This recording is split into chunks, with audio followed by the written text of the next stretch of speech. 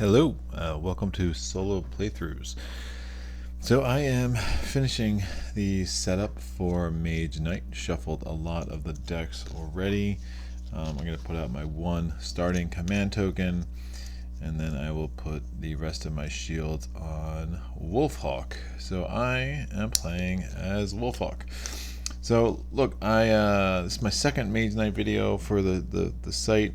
First Mage Knight video, I was thoroughly dismantled by Volkare in Volkare's Return. Definitely had some strategic mistakes in that playthrough. Took way too many turns, and for that scenario to really give myself a chance. So basically was able to siege the city and then was not able to recover in time before Volkare arrived and crushed my hopes and my dreams. But so I'm going to go back to the original solo scenario in Solo Conquest, which is in the base game. I'm going to play as Wolfhawk, and I'm going to play on a level 710. And what I mean by that is that I will be doing Solo Conquest. You conquer 2 cities. That is the goal.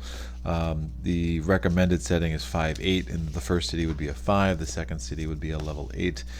710 is basically 4 increments higher. So one of the nice things about Mage Knight is that as you improve in your skills, you can set the difficulty at wherever you want it. So I have played as high as 912.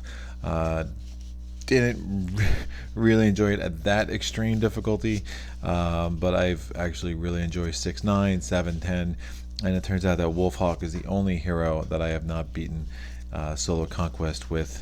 So I on a 7-10 level. So hoping we can check that off the list today. So I'm shuffling my D deck now. I'm going to orient you to what I have here. Just tried to find the most effective layout for this filming. So here's my D deck. I'm going to put this off to the side.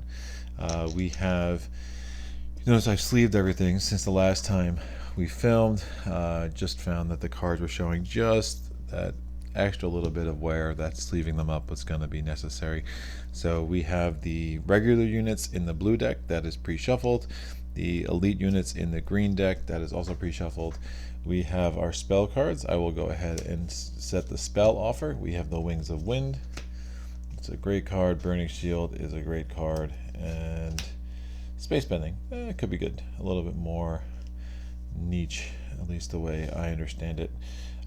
And I've been able to use it, which isn't actually that often. Pure Magic is the spell offer card, Ambush, and Blood Rage.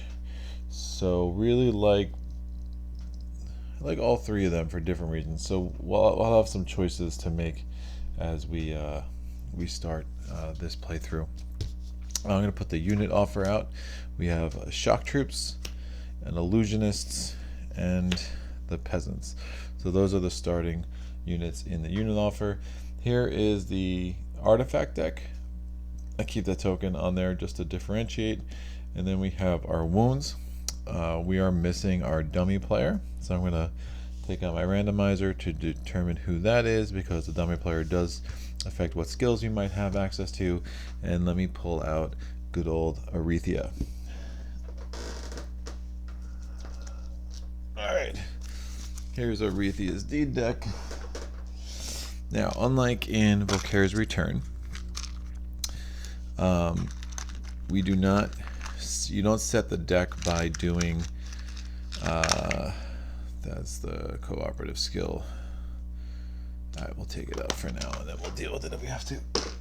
Alright, so you notice the cooperative skill, unfortunately, came in expansion, and is a rather different color than the competitive skill that came in the original game. So I just leave the competitive skill in here, and if I pull it, then I'll just sub in the cooperative skill, which is fine.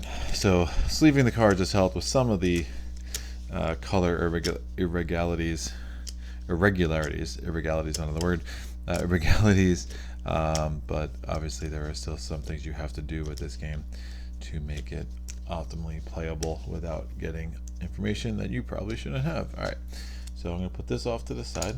It's fine. We have Arethea's little token, which I'll put there. And again, as I was saying, so unlike in Volkare's Return, where you set the opponent's deck by taking a D deck and adding a certain number of wounds, which changes the timing. In Solo Conquest, you just take that D deck, and then the D deck will get larger as you go. At the end of every day or night, you will add one more card to it, and then that, basically in theory gives you a little extra time each round. Now, one of the things I like about Solo Conquest is compared to Volkare's Return. In Volkare's Return, it's up to you to constantly remind yourself, don't take too many turns in a day or a night, because too many turns gives Volkare that many more turns to move and gets him much closer to the city. So you really have to, take stock of your timing and how quickly you're going through your own deck to get to a day or a night. In Solo Conquest, some of that work is taken care of because of the fact that this deck will go out. This is your timer. So it's not as easy to forget the time pressure that is on you.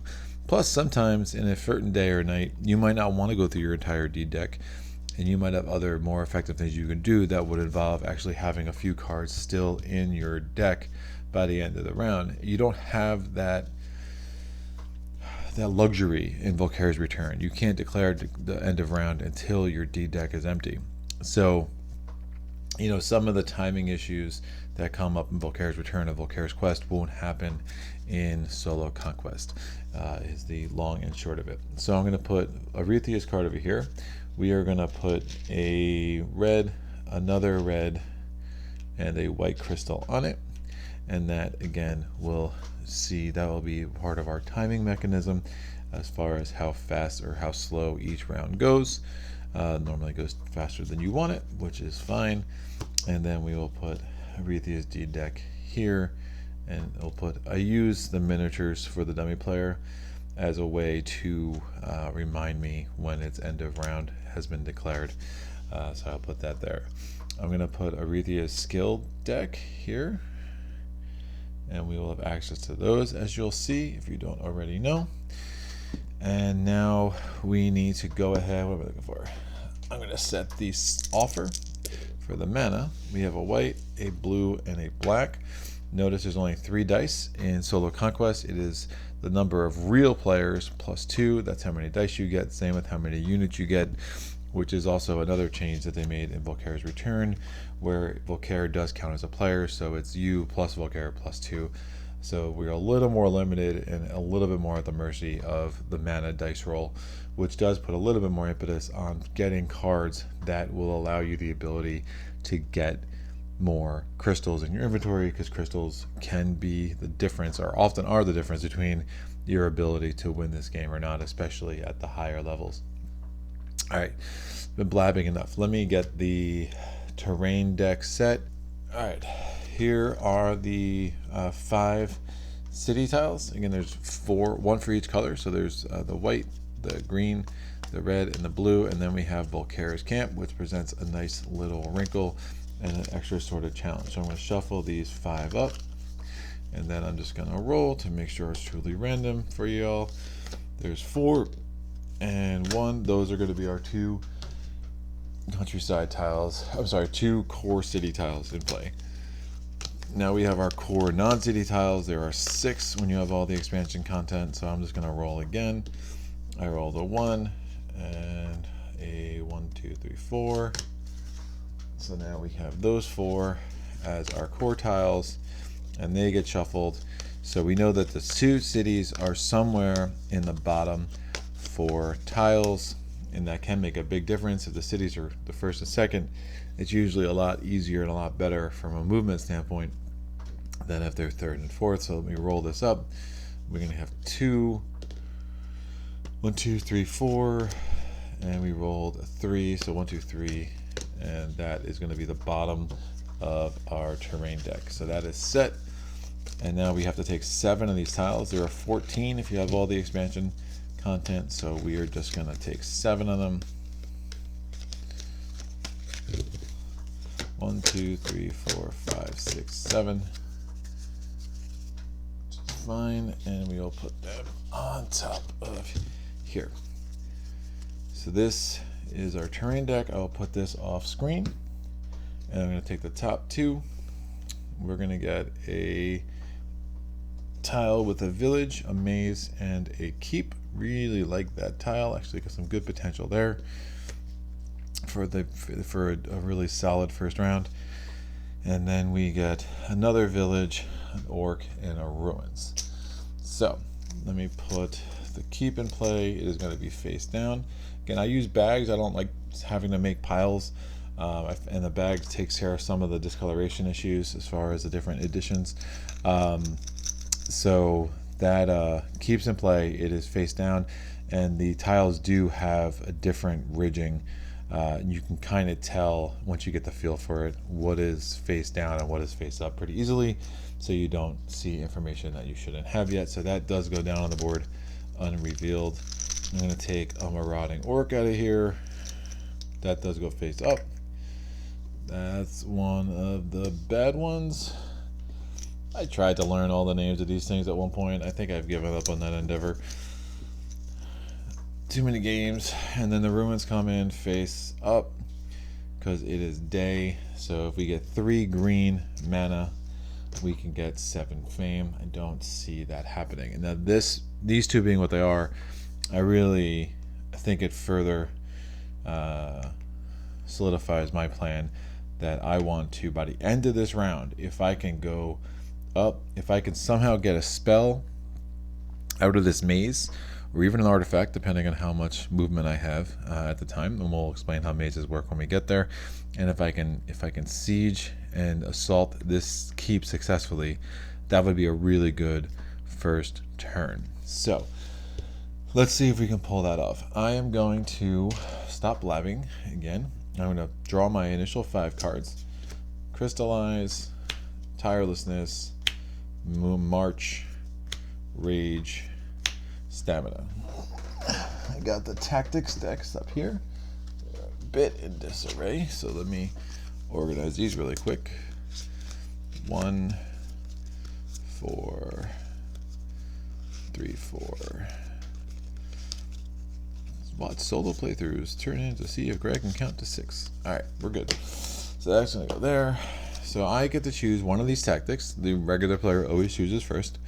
And then I'm going to roll for the dummy player. So I would like to take Great Start. And now we're going to roll. And Arethia gets Early Bird. So unlike in Volkaire's Return, where the dummy player's tactic is not taken out of the game, in this game, if you roll, you got to be careful. It happens more at night. If I roll 6 at night, and that's what the dummy player's tactic is, and I don't get to play Sparing Power, that makes me very upset. But in this game, you will have access to only what is left. So it does create a little extra strategy wrinkle in how you choose your tactics. So I chose Great Start. So when I draw that, I immediately draw 2 cards. Tranquility and March. Alright, so we got a lot of movement, which could definitely come in handy at the maze. Arethia drew number tactic 1, so they do have priority in turn order. Or she does, I should say. So I'll put those here. And we're going to now draw 3 cards for Arethia's first turn. We end on a red, of course we do. Arethia has 2 red crystals, which means that after we draw those initial 3 cards, we're going to draw 2 more. Rough. Alright, so what do I want to do? I want to end my turn in that village. I can consider... don't have any influence. Alright, I'm going to play Tranquility just to get 1 extra card. Alright, just kind of take stock of where I'm at here. Now I'm going to play Tirelessness. This should work pretty well. So I'm going to play Tirelessness, which gives me move 2. And then it gives me an extra move for the next card I play that provides move, even if I play a card sideways. So I'm going to play March.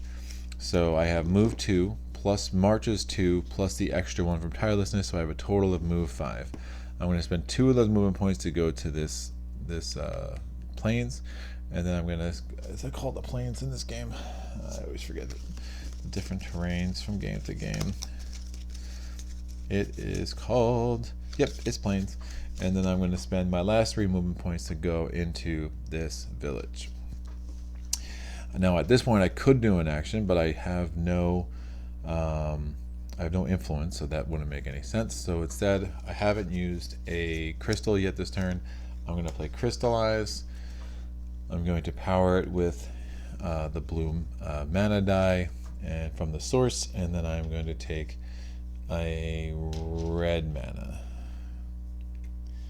Put that in my inventory. Alright, so that's the end of my turn. We are now going to roll that die. Gold, perfect. These 4 are going to come out into my discard pile, which I will put here sideways. I think that will work. And now I will draw up to my hand limit, which is 5. And additionally, on the dummy player's turn, I'm going to pillage the city, the village. So I lose 1 reputation because they don't like when you do that, and I get to draw 2 cards. Alright, so that could do well. Now I did pick up influence.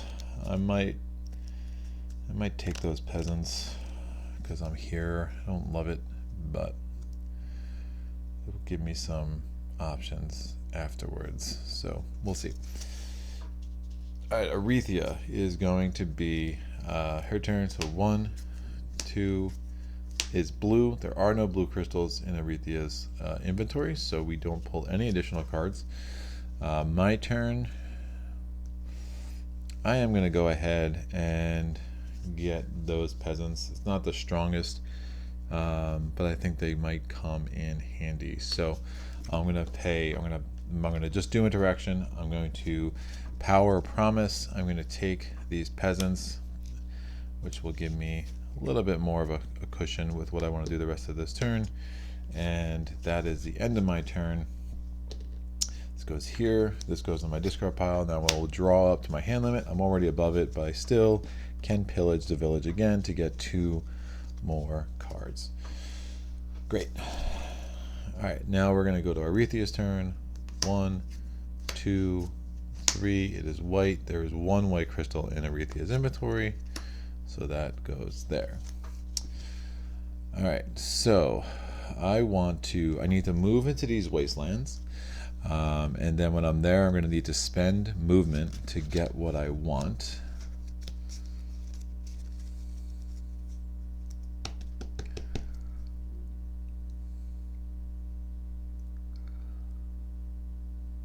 I think I'm going to take Wings of Wind.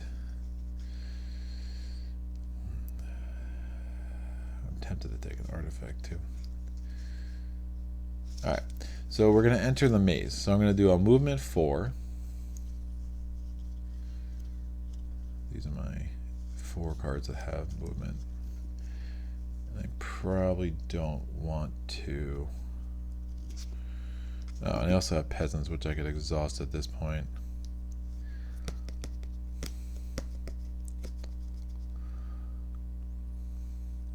I might need them. Alright, so I'm going to do move 4 to move into the wastelands. Now I'm in the maze. Since I am adjacent to the keep, I can reveal the garrison. Oh, great. They should be fairly beatable. But this is an adventure site, and I have the option to enter it or not. I will enter it. So the way mazes work, you notice there are 3 different numbers here. So there's 2, 4, and 6. You have to spend movement equal to what you want to enter. Now the rewards are different for each. If I enter the 2 and I successfully beat whatever is guarding 2, then I will get 2 random crystals to my inventory. If I enter the 4 and I succeed, then I will take a spell from the spell offer. And if I enter the 6 and I succeed, then I will get an artifact, which is fairly strong. Looking at... Man, I like both of those spells. I'm not gonna be able to get both this round. So the thing is, if I take Wings of Wind, then Burning Shield comes off at the end of the round.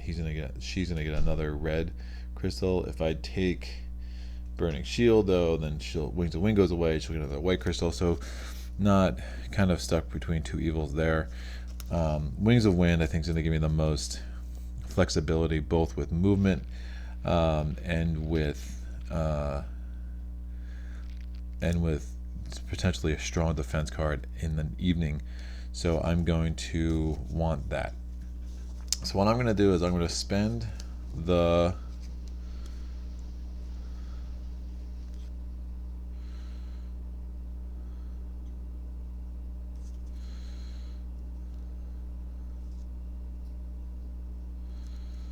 that gives me a range attack 5.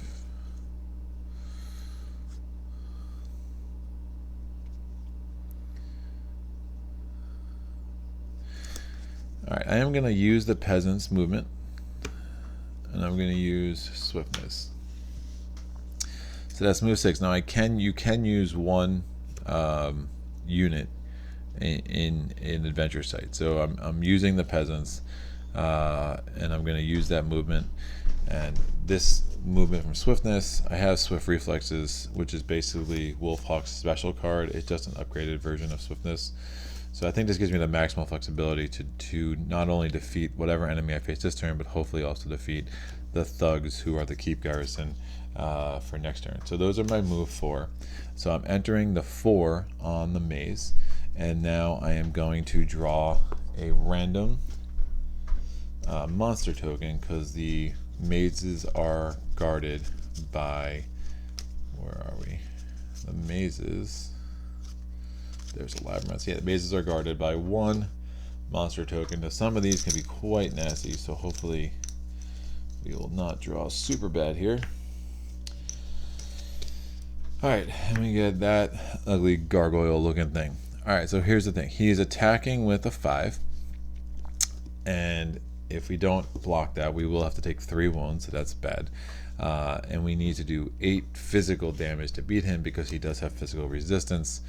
So let's see what we can do here. I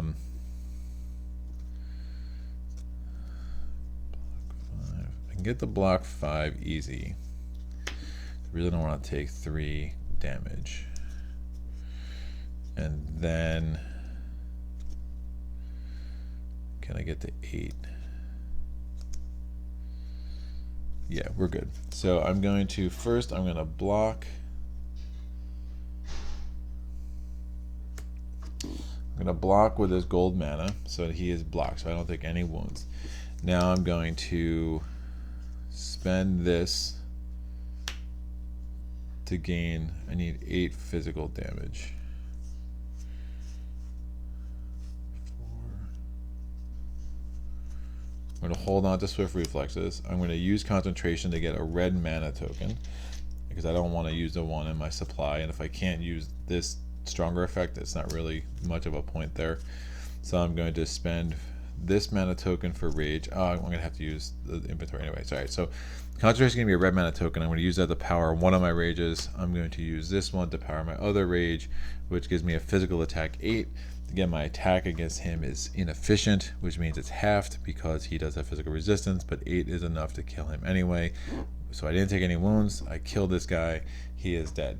Doesn't have any effect on my reputation because he's not a marauding enemy, but I do get 4 fame, which means I will be able to level up, which is a good start. And now I'm going to do my cleanup. Roll, it's a white, and all these are going to go out of the game. Now, end of my turn. We are going to take care of the effects of winning that combat. So I'm going to put a shield on the 4. As a result of beating that adventure site, I will be able to take one of these cards, and I will be able to take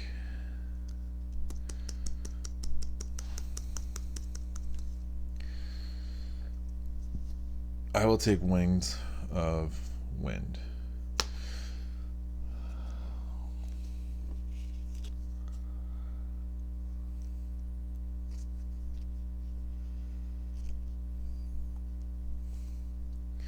put that on top of my deck. Now I'm going to level up. So I'm going to look at the top 2 skills.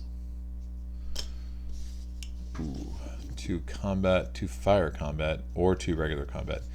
Oh, those are Arethia's. Shoot. What was on top here?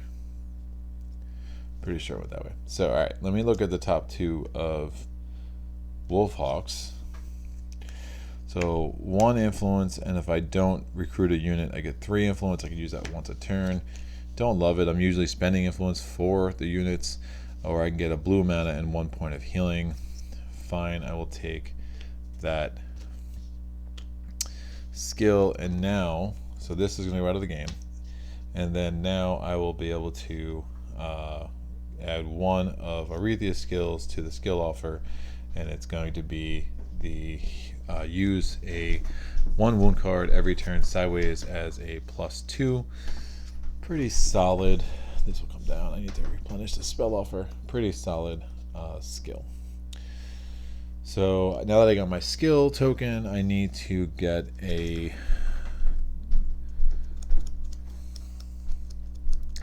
advanced skill action, and I think the one that makes the most sense if I really want to kill this guy this turn is going to be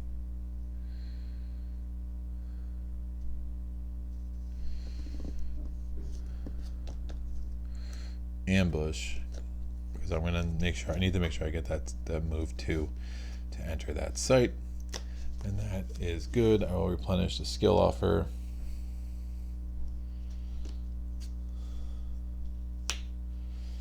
And that's, you know what, it's not going to affect anything. Get the move there.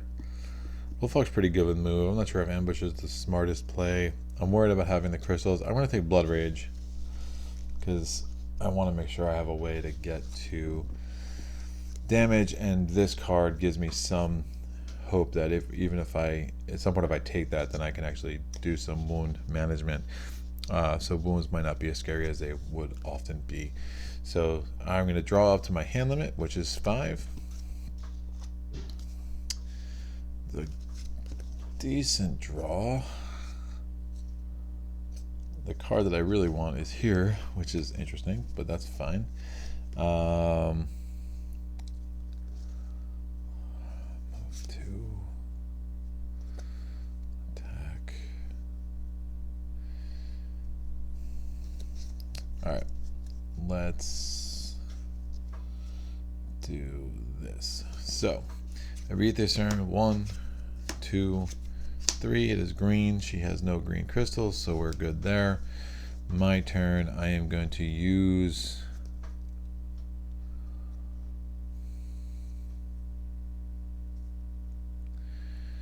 this will work. I'm going to use move 2.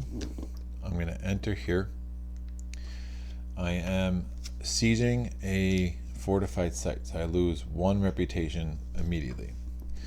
Now, I am going to use improvisation for the reduced effect. I'm going to discard threaten to get move 3 as the base action on improvisation, which blocks the attack of the thugs.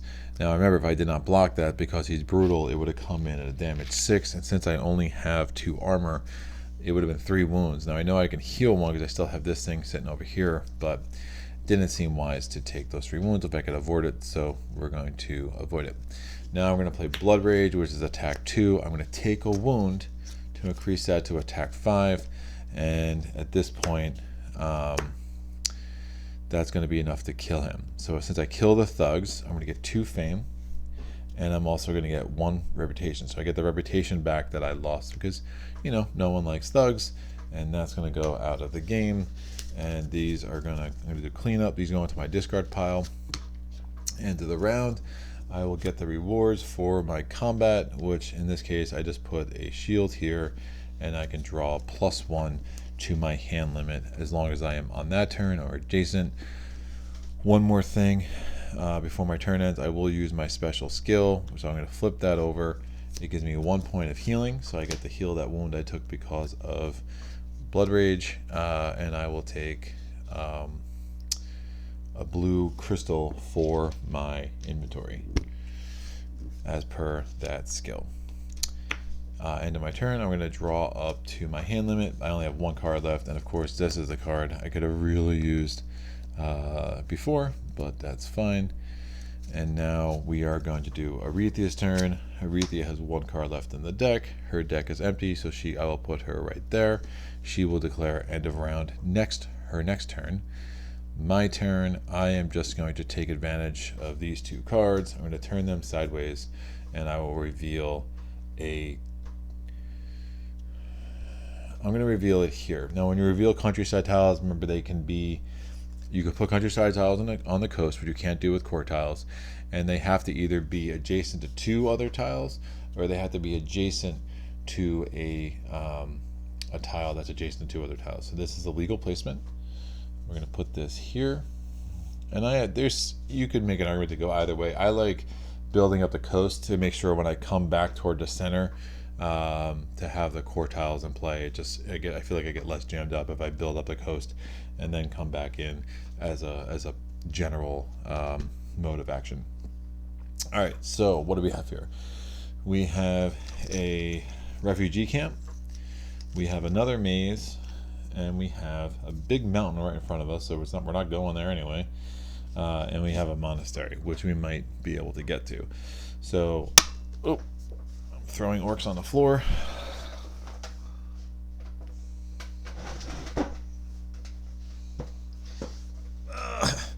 Recovered him. So we have this orc. He's going to go here. It's a orc rider, wolf rider, whatever the heck they call him. And since there is a monastery on the board, we will take one advanced skill and we will put it in the unit offer, Intimidate, which is basically, it's similar to Blood Rage, but instead of taking a wound, you're just crushing your reputation. All right, that is the end of my turn. I will clean up. Arethia's turn. She declares end of round. My D deck is empty. I declare end of round. And now we move on to the upkeep, or the setting up for the next round. So I'm going to reset my peasants. I'm going to take my D deck. We're going to shuffle it.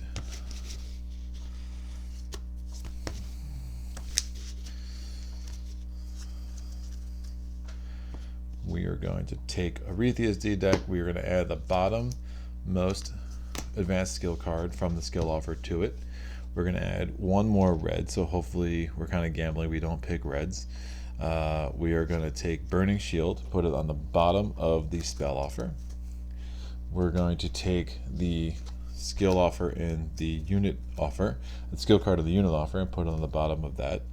We're going to move these down. We get another spell card. We move these down. We're going to replace the units in the unit offer. We do not have a core tile on the board yet, so we're doing 3 new regular units, 2 and 3. Utem crossbowmen, thugs, and shock troops. These would be great to have, but it's probably not worth expanding the peasants for, so we'll see what I pull. Yeah, it would have been nice if there was like a marauding orc right there. We could have just killed them and then recruited on the next turn, because we are only 2 fame away from the next upgrade there, but it is what it is. Alright, now since the monastery on the board, we're going to take an advanced skill, put it in the skill offer. Regeneration. Put this over here. And then we're going to replace the skill that's missing from the skill offer. It is a dual color card, Rush of Adrenaline. I'm going to take the turn order tokens off of the source. We're going to re-roll these dice. Colors. A red, a white, and a black. There's at least 50% regular base colors, so we're good there. And now we're going to shuffle Arethia's skill deck.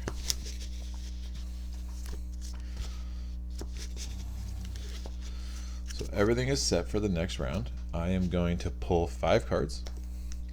We have Concentration, Stamina, Threaten, Blood Rage, Mana Draw, and my hand limit is 5, but I am on a keep that I have conquered, so I get an additional card and I will get Rage. I'm going to take these 6 cards as my starting hand, and now I need to choose my tactic.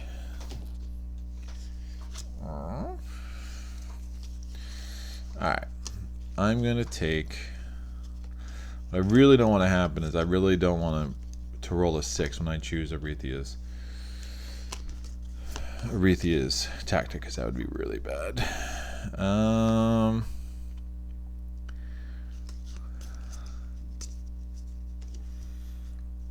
I want movement. I'm going to take preparation, and I'm going to look for tirelessness.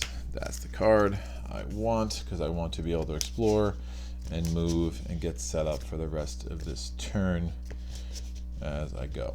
I might actually go to that monastery and try to burn it down, which I know is messed up, but hey, you know, it is what it is. So I took preparation. Now we're rolling for Arethia and hoping we do not roll a 6. I rolled a 5. I already have 5. I rolled a 2. Alright, so Long Night is out. That's fine. We are going to put the turn order markers back. Arethia is first again. I am second. I have 7 cards in my hand now. This 5 that I drew, the +1 for the keep, +1 for taking preparation as my tactic. Arethia's turn. We're discarding 3 cards. Red, red. That's great to get 2 of the reds off the deck already. And we pulled a white. There was 1 white crystal, so we pulled a 4th card. So my turn. I'm going to play Tirelessness. I can power it. Don't want to. Do I want to? Man.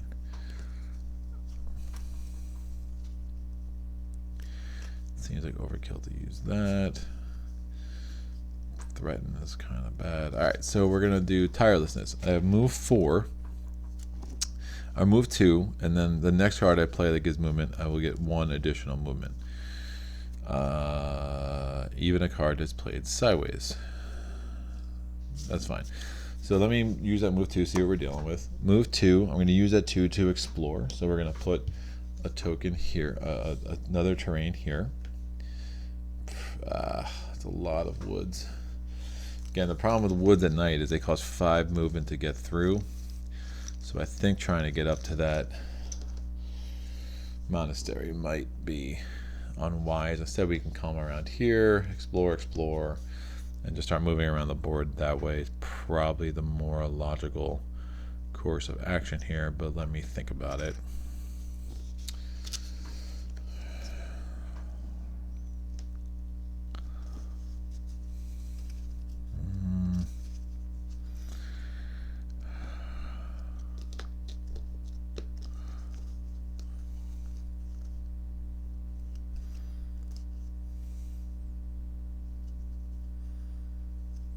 Oh, this gets replaced. Replenish. I didn't replenish my skill. You know what? I'll have access to another blue. I have Tirelessness out, so I'm going to use the stronger portion of stamina, which gives me a move 5. Because I get the 2 for Tireless plus 4 plus the 1 because I get the extra move. That's going to put me there. I'm going to attack these orcs, which will actually allow me to get up to the next. I'll be able to level up, which is good. So let me attack this guy. I'm going to take 1 damage. So this guy, these orc whatever guys, they have 2 different attacks. Both attacks are only a 1, but they're evaluated separately. Now, even if you only take 1 point of damage, it doesn't matter what your arm is. 1 point of damage is enough to give a wound. So I am going to take 1 wound. I'm going to play Threaten Sideways. Do I want to do that, or do I want to save up? No, that's fine. I'm going to play Threaten Sideways. So I'm going to block 1 of the things. I did not block the other attack, so I get a 1 for that. And now I need 4 attack. I'm going to play Rage. I'm going to power it with a die from the source. And I have killed these guys. So I get 1 reputation because they were marauding orc, and I get 2 fame. This goes out of the game. I'm going to clean up my play area, so I roll that. It's black, rough. I have a way to deal with that in a second, though. And then these cards are discarded. Before my round ends, I'm going to use my skill, which is I'm going to heal that wound I just took and get a blue crystal to my inventory, and that is fine. And now we are going to draw up to my hand limit. Oh wait, end of round. I'm going to get my bonuses. I level up, so I get another command token. My hand limit is still 5, so I'm going to take 2 cards, and then I'm going to take another card because I am in a space adjacent to my keep. Not the most inspiring array of cards in my hand, but I've definitely seen worse. Alright, we are going to now do Arethia's turn. So first card, second card, third card is green. There are no green crystals in her inventory, so we're good there. My turn. I'm going to exhaust the peasants. For move 2. I'm going to play Crystallize Sideways to get 1 more movement.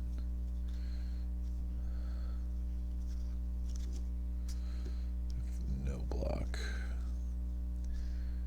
which is fine, I think. Oh. I'm going to play... So with that 3 move, I'm going to move into here. I'm going to play Tranquility to draw 1 card. It does have an attack. Interesting. And then I am going to... It's a little crazy, but I'm going to siege the monastery. So what happens, or burn down the monastery? What happens when you burn down the monastery? You lose 3 reputation right off the bat. 1, 2, 3. And now we pull a monster. Now you cannot use units in burning down a monastery, so peasants would have been useless anyway. I pull a... Cool. So we have a magey thingy, an ice mage, I think. So he's attacking with a 5, but it is an ice attack, so it would take me a total of 10 block to block that, and if I don't, I'm going to take 2 wounds. Don't want to take any wounds, so I'm going to play Mana Draw, which means I can use an additional mana from the source this turn. I'm going to play Wings of Night with the powered effect. Target enemy does not attack this combat, so he's not going to attack, and now I just need 6 to defeat him. I'm going to play Swift Reflexes, which is a ranged attack 1, and then I'm going to play Blood Rage. I'm going to take a wound to increase that attack to 5. That's a total of 6 attack, which is enough to defeat this guy. He is ice resistant, but he is not physically resistant, so 6 attack is efficient, and he is now dead. I already lost my reputation, but I'm going to gain 5 fame. 1, 2, 3, 4, 5, and that's out of the game. I'm going to reset. I used 2 dice, so I will reroll both of them. Wow, my source is garbage. And then I will discard all of these cards. Now I will get the reward for burning down the monastery, which is going to be an artifact. When you get an artifact, you pull 2 cards. You choose which one you want. Endless Gem Patch. Roll a mana die 2 times. Gain a crystal to your inventory for each color rolled this way. If you roll black, fame +1. Or that could be useful. Banner of Fear. Assign this to a unit during a black phase. You may spend this unit to cancel 1 enemy attack. If you do, fame +1. Up to 3 enemies do not attack. Both are strong. Getting mana is something I'm getting worried about. So Banner of Fear is a little like the timing has to be right. Like the 3 enemies not attacking can be huge, but I already have Wings of Wind, so Endless Gem Pouch could really help me make sure I use Wings of Wind and Wings of Night at the appropriate time. So I'm going to take this, and that's going to go on top of my deck. Banner of Fear will come back here, and then I will put the stone back on top. Just so I remember to not draw that card unless I'm taking an artifact. Alright, end of my turn. I'm going to draw 5 cards. I do not get the bonus because I'm no longer adjacent to my keep. So I am up to 5 cards, and now we are good. We're going to go to Arethia's turn. We're going to do 1, 2, 3. It is red. There are no reds left in her deck. 1, 2, 3. Alright, so that is done. And now we're going to go, so we pulled 6 cards off in one turn, which is rough, but we're almost done with my D deck anyway, so definitely could be worse. I can't use really anything in that mana offer at this point. I'm going to play Endless Gem Pouch. I'm going to roll a mana die 2 times.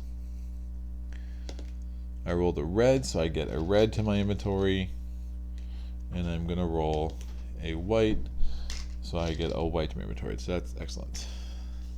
That is done, and now I will use March for move 2. I'm going to use it for its base effect and do an Explore. We have a city, a village. We have another marauding orc.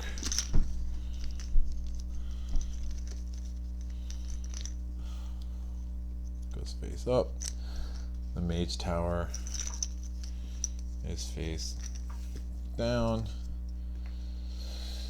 So the interesting thing right now is, in theory, I could try to kill this guy. The problem is he's behind a wall, so he would be considered fortified. Now, I can provoke that. He would be considered fortified. The interesting thing is the way walls work. If I was here and moved here, it would not provoke an attack of opportunity. But if I was here and moved here, it would. So basically, enemies never are provoked when they're behind walls. But I could still, again, start that attack. It's just because there's a wall there, he would be fortified. If I attacked him, it would definitely be 1 damage. But I would be able to kill him. But I think it makes more sense to try to get some movement. The problem is I don't want to use that yet.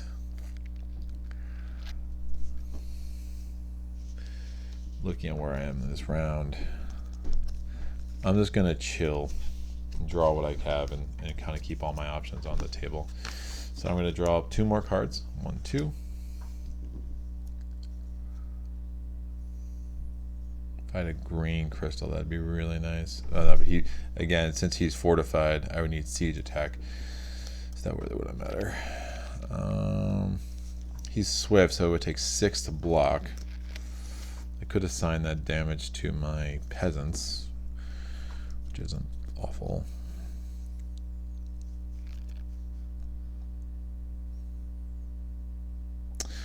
It's 3 fame just kind of sitting there. I think that makes some sense, actually. All right, so we'll do Arethia's turn. 1, 2, do not be red or white.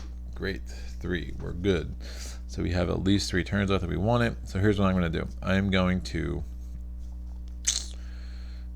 provoke an attack from that guy. It's going to be 6 block to block it. There's no way that's happening. So I'm going to take 1 wound. The peasants have 3 armor, so he's only coming in at 3. It's 6 to block, but it's only 3 damage if you don't block it. So I'm going to assign that to the peasants, which I can do even though they're exhausted. I'm going to play concentration to get a red mana token. Because I want to save the mana in my inventory as much as I can. I'm going to play improvisation, and I'm going to discard the swiftness isn't going to help me very much right now, so I'm going to discard that, and that gives me attack 5. So I've killed the wolf riders, or whatever the heck they're called. I get 1 reputation because I killed a marauding orc, and I get 3 fame. So 1, 2, 3. I'm going to clean up my play area. These all go here. I'm now going to do my end of round effects. My bonuses, I did level up, so I get to look at 2 more of my skills. Thank you. Motivation, no brainer. Don't even need to, I mean, the other one's decent, but motivation is too strong. And then I take 1 of Arethia's kills, and I put that out, and we knew what that was because I accidentally poked at the wrong tick before, but that is fine. And now we are good. I will now draw up to 5 cards. Oh, never mind. I got a skill. I also get 1 of these. I will take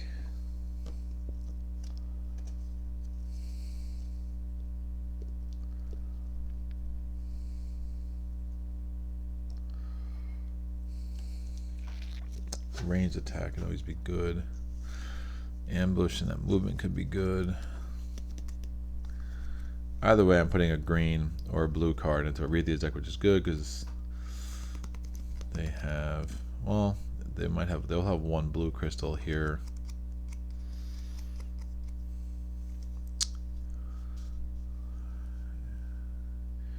Ambush can be tricky to use effectively.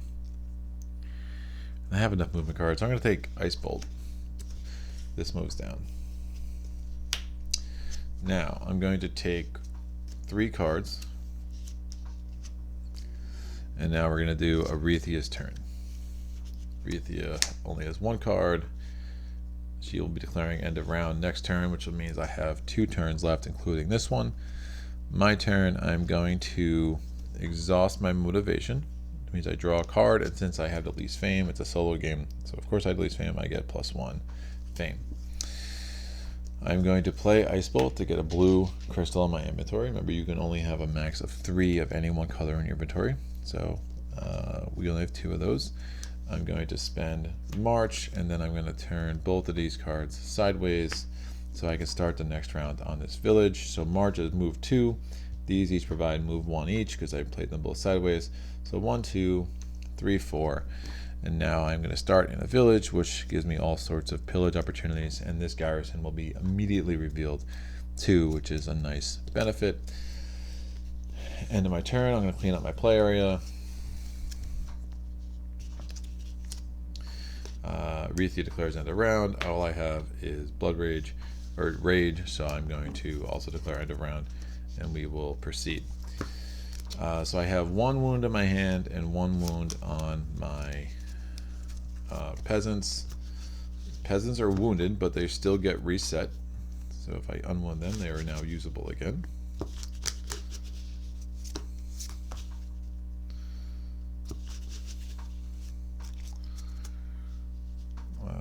My draw deck, we're going to reset my skills. We're going to discard, we'll put Ambush in Arethia's deck. We're going to discard Regeneration from the unit offer. We're going to move both of these down. We're going to put a new skill in the unit offer, and then put Power of Crystals as now, so we have 2 dual color cards. Dual color cards can really wreak havoc on this too, because if a Dreshful Adrenaline gets in there, it counts as both red and green.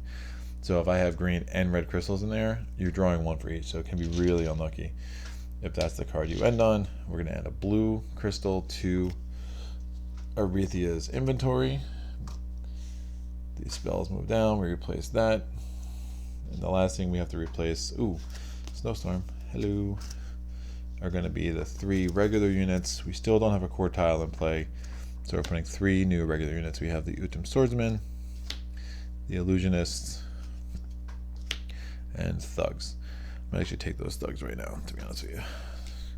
See what I draw. So we need to reset the source. We're going to move the turn order tokens off of there.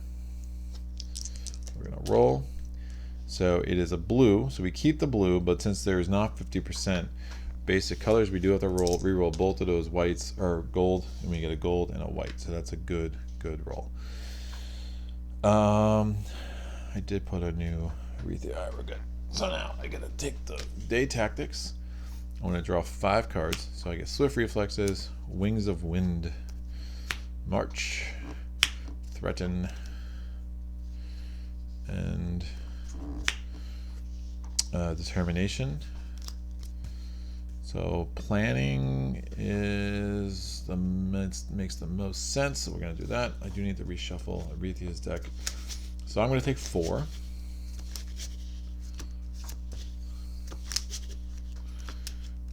We are going to roll for Arethia. So 2, 3, or 6. It is a 6. Nice. So turn order. We are first. Fancy that. Alright. Now you can use the pillage ability even between. Man, I think I'm just gonna end up crushing my my influence right now.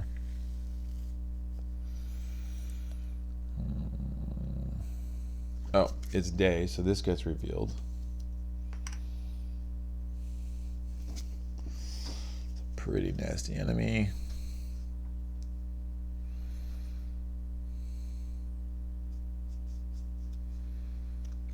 use Wings of Wind, so we'll see what I reveal. I might be able to effectively...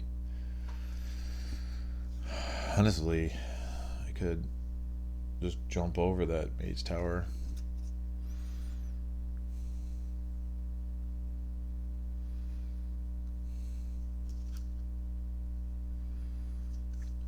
Alright, let me play... Oh, my reputation's getting killed. I'm going to play March for 2, which means I'm going to explore. And we get both a... a Marauding Orc.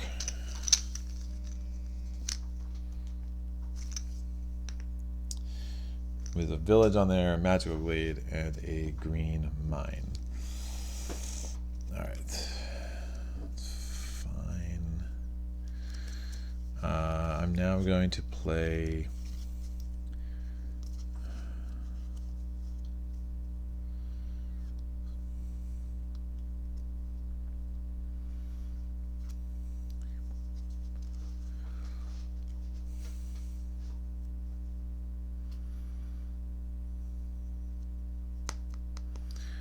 I didn't pillage that village because I'm just worried about getting to X where I can't do any interaction. Oh, interesting. Cool. So I'm going to play Threaten for the... I'm going to use the gold mana. So Threaten, so Influence 5. Now, when you recruit the thugs, your minuses become pluses and your pluses become minuses. So my -1 is actually +1. So I'm doing Influence 6. He only costs 5, so I'm going to recruit the thugs. So I have 2 not so great units, but they'll do. And that is my interaction for the turn.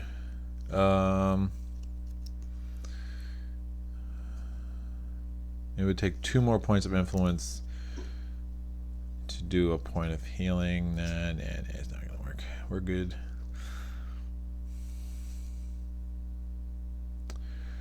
Think we're good. Alright, so since I used Threaten, at the end of my turn I lose 1 reputation. I'm going to re-roll this. It's white. And these are going to go on my discard. Now, at the end of my turn, I can draw up to 5. And planning, since I have at least 2 non-wound cards in my hand, I draw as if my hand limit is 1 higher, so I'm actually going to draw up to 6.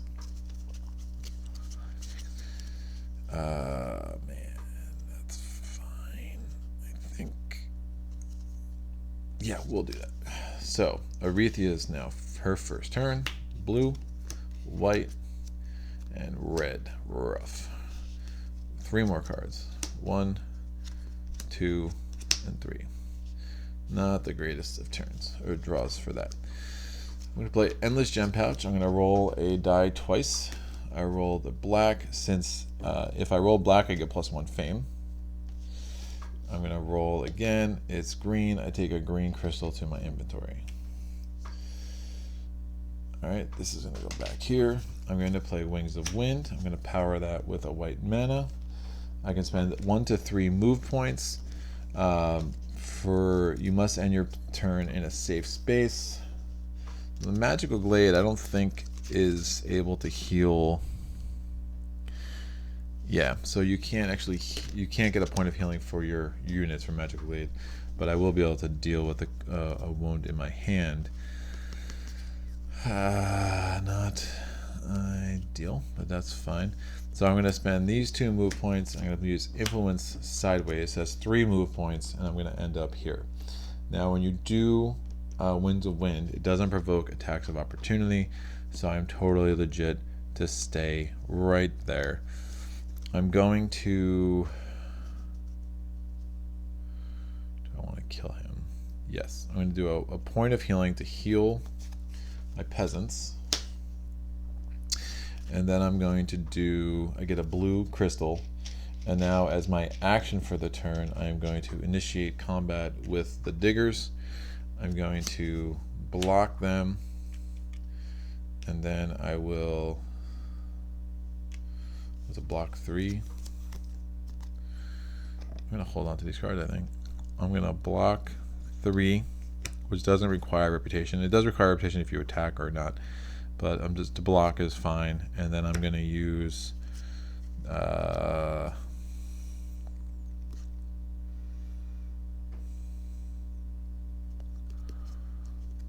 going to hold on to that move. Actually, I'm on a magical glade. Never mind. I'm going to take a wound because I can, and now I just need to do attack 3.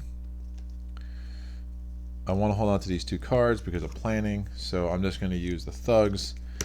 I will lose a reputation, but I'm going to get it back as I'm killing a marauding orc, so that's a net 0, and I get 2 fame. And now I don't have to worry about him being provoked in the future. I'm going to do my cleanup. We're going to put all these cards in my discard pile. We are going to, since I ended on Magic Glade, I get to throw away a wound. I throw away the wound I just got.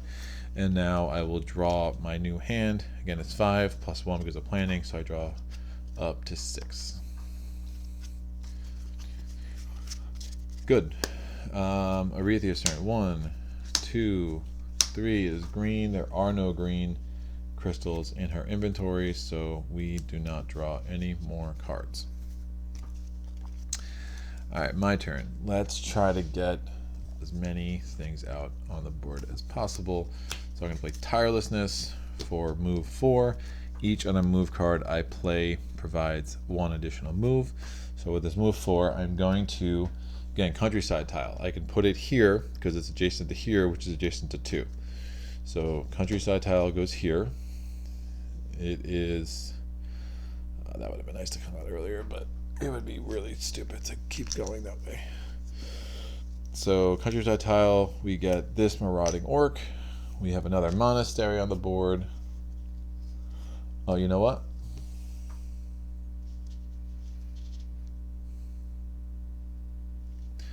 This shouldn't have been on the board. It's all random because I burned down this monastery. Remember when I took the artifact? So that is net. That's the same. That's fine. Again, it's all random, but basically I shouldn't have had another card here until whatever. I'm not going to try to recreate what was happening with these skill cards. So move 4. So that is 2. And then I'm going to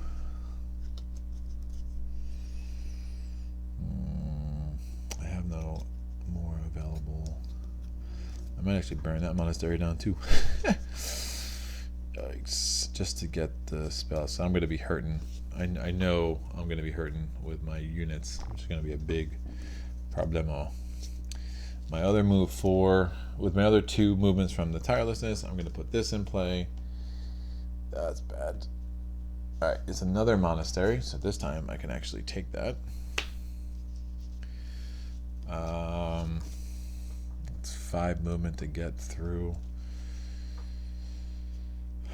It's a lot of desert. It's hard to get through desert during the day. That's a spawning grounds. If I defeat that, I get 3 crystals. So I defeat 2 monsters, I get 3 crystals and an artifact. I think that's looking about right now. If I go down here, my problem is I can't put core tiles here because this is the coast. Oh, I start my turn, since I started in a magical glade, I start my turn with a gold. I power this with this blue. I'm going to use the gold to power this. So that's going to give me move 5, because Tirelessness, each other card gives me move 1. So I'm going to move 5. I'm going to use the Peasants, that's 7. And then I will use this card sideways to get me a move 9. 1, 2, 3, 4, 5, 6, 7, 8, 9.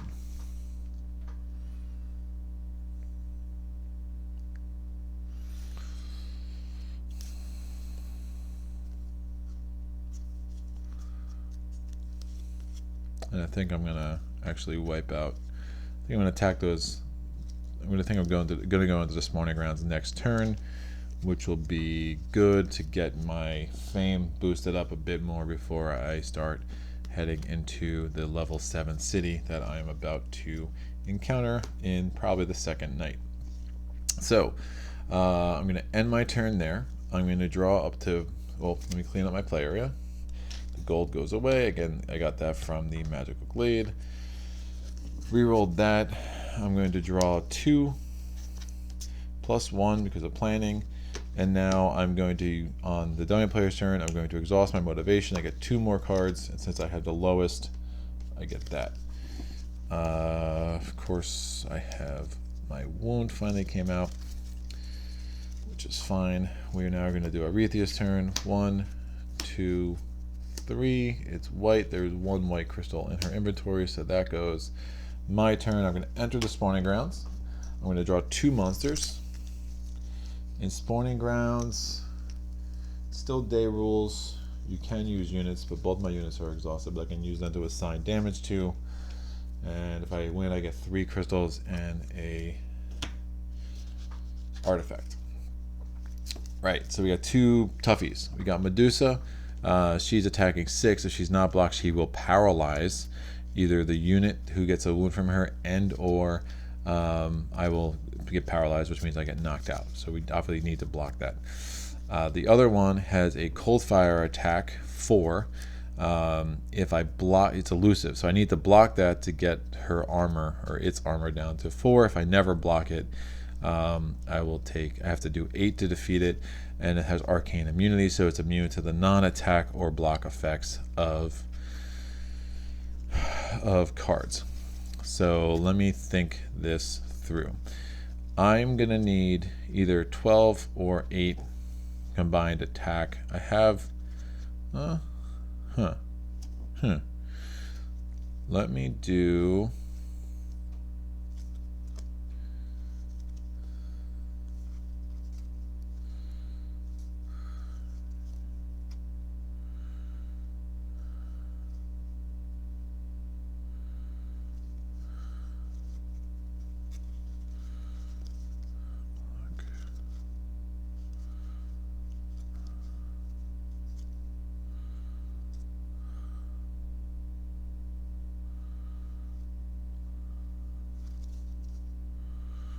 I think this will work.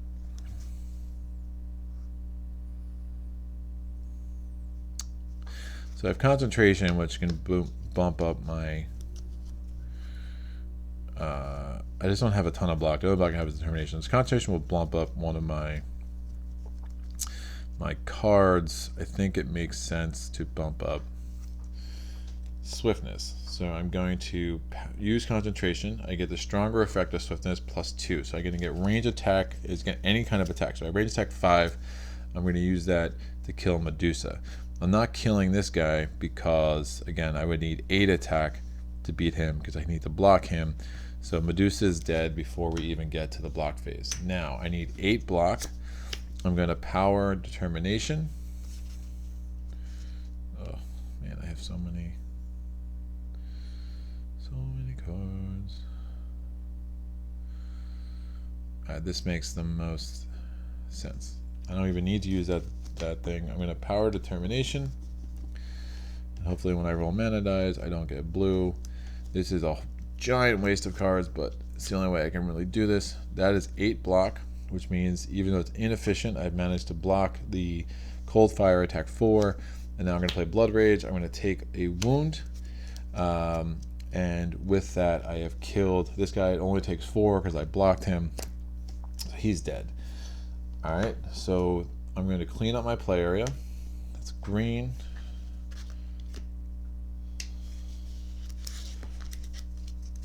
This goes here.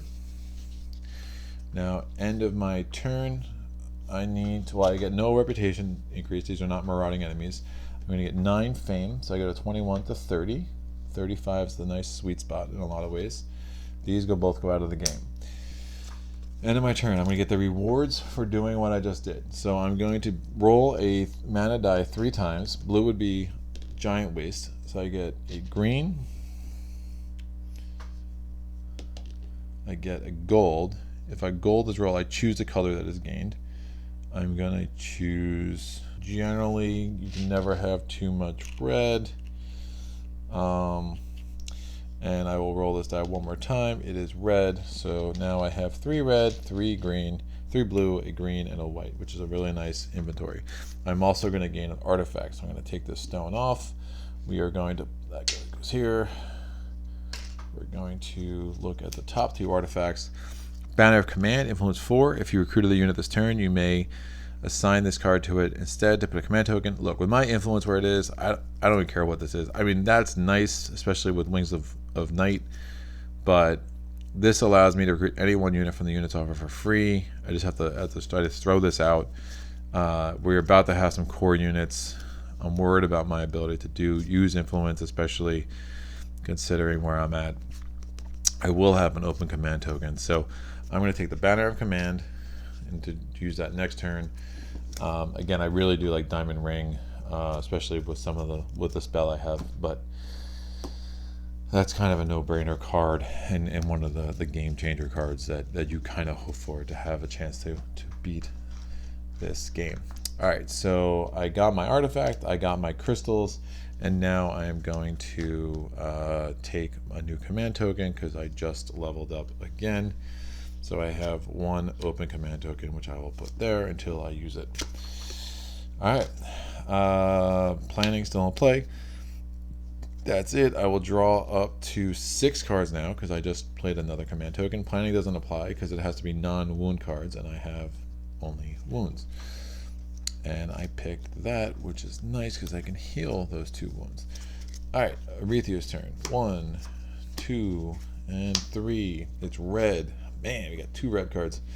So Arethia's deck is empty, so I have 2 more cards. First action is I'm going to use the stronger effect of Tranquility to heal these 2 wounds.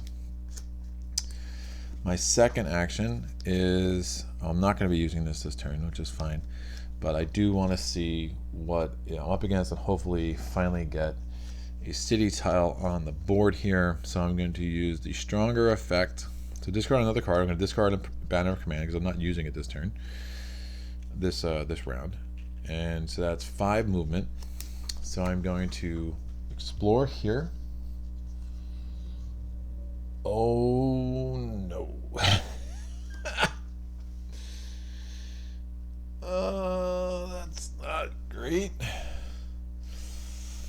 So we get a Draconum. And in the ideal world, we started to see some cities. So this guy, I am definitely never fighting. So we are just gonna have to head over here, I think, which at night will be a lot easier, and we'll start getting our the last 2 tiles are both cities, so we can put our city here and here and deal with that next round. We have a face down Mage Tower, and then we need a face up Ruins because it is day. Remember, I can't even go here because I would trigger I would provoke an attack from that jerk. That's a nice Ruins, which is definitely doable, but yeah, that is not happening. So I did move 5. I have, oh man, that's really gross. I have 3 more movement. Again, I used the move 5 in hopes that I'd be able to use the rest of it, but obviously that was not meant to be. I only used 2 movement. I have 3 more movement. My goal is to go there.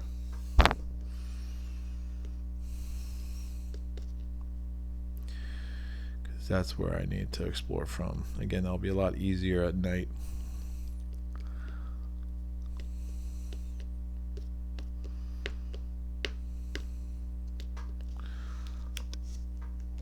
Gonna move here. Doesn't really matter.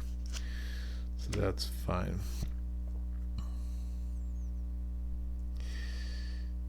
Oh, that's really gross. Alright, we're gonna roll. It's green again. That goes there. These go out. I'm gonna draw my last card. Rethea declares end of round. Planning is no longer relevant. I'm going to use Crystallize. I'm going to power it with a... how many green cards do I want? I feel like white is more important. I'm going to power with a white, take a white crystal, And that's the end of my turn. Aretha is already declared end of round, so we are done.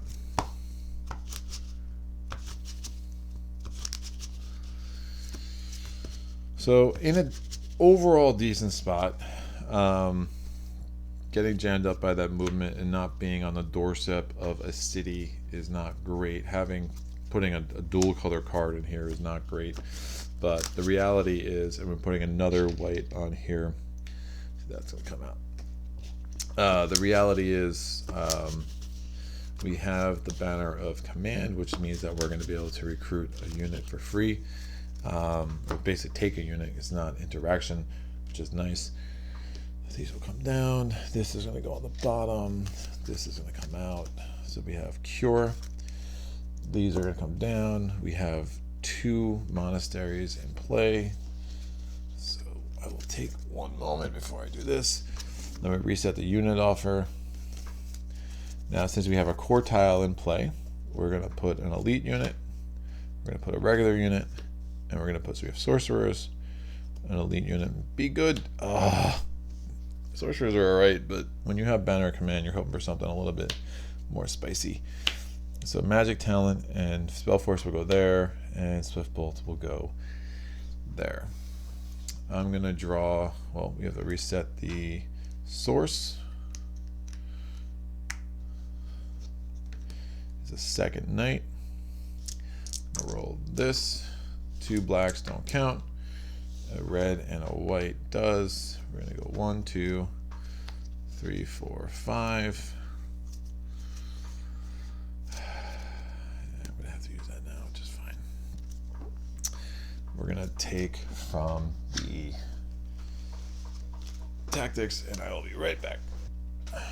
Actually, I get 6 cards now, because remember, since I have another command token out, my new hand limit is 6. Wings of Wind is a good one.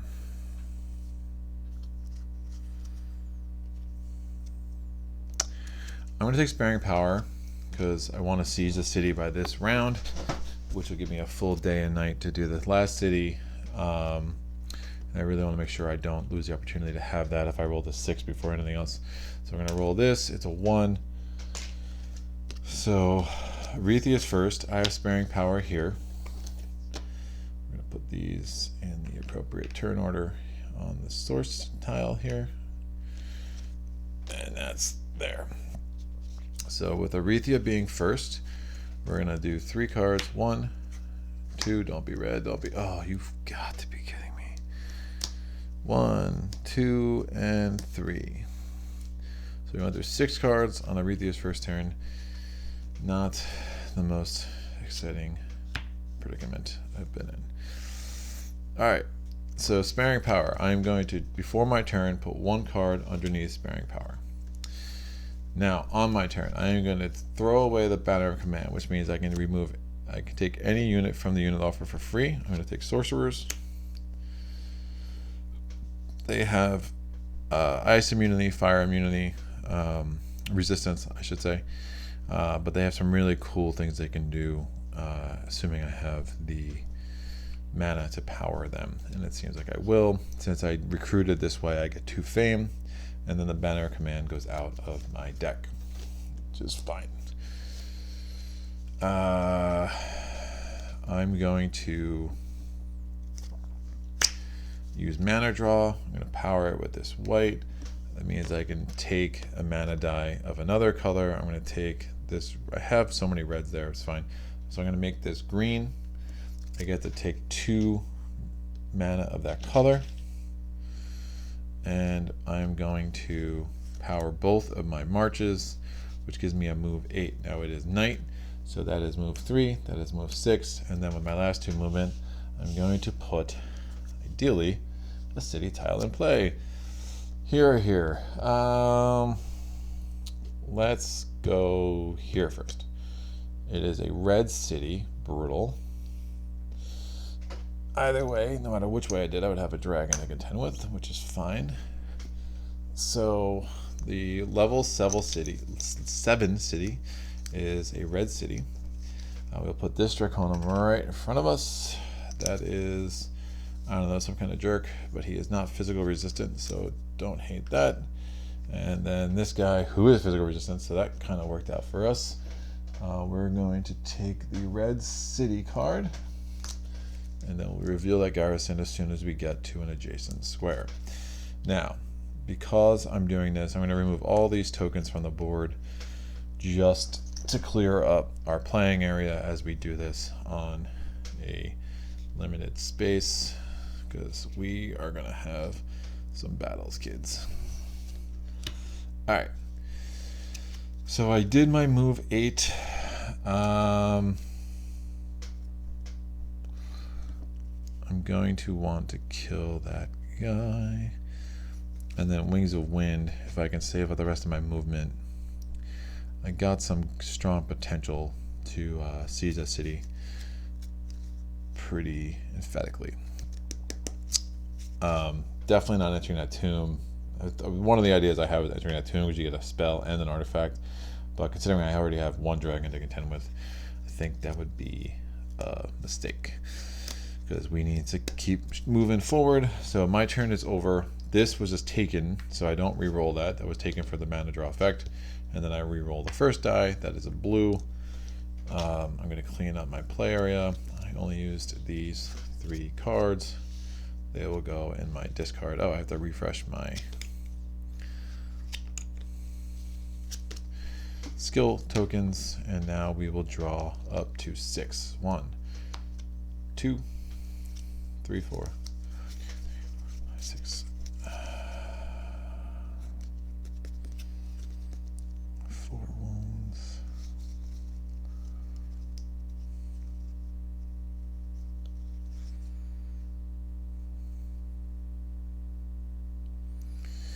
All right, Arethia's turn. Do not be 2 and white, so 2 more cards. We've gone through 11 cards of Arethia's deck fairly soon. The good thing is we got rid of Rush of Adrenaline, which is now like another red card in her deck. I am going to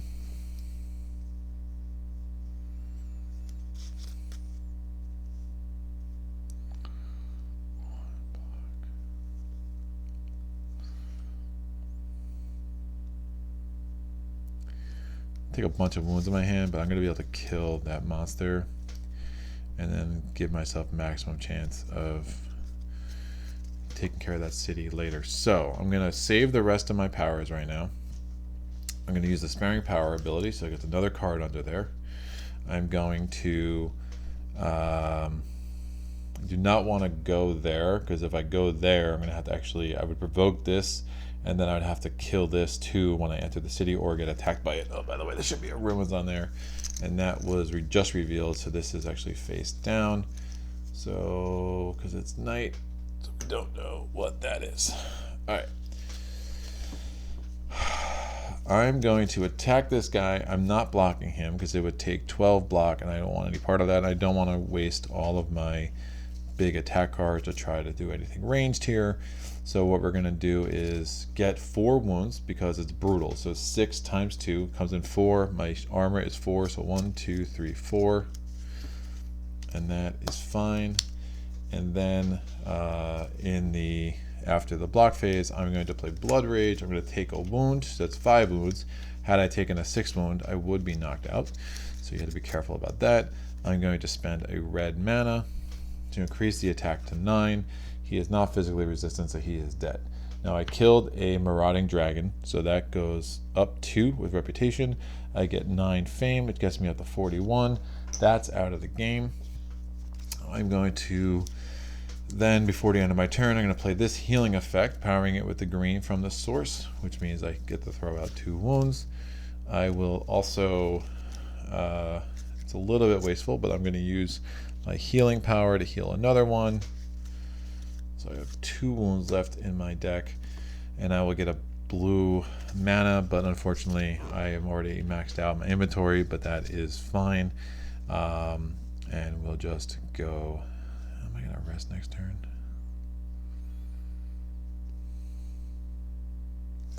You know what? I'm going to hold on to that. So I'm just going to rest next turn anyway, and I'm not drawing any cards. So we're good there. I'm going to re-roll this. this goes here. These go into my pile. All right, end of round. My reward for beating the dragon is nothing really, but I do get 2 level up, so I look at 2 more skills. Oh man, I could do a ton of healing. This is a weird skill, but I kind of like it.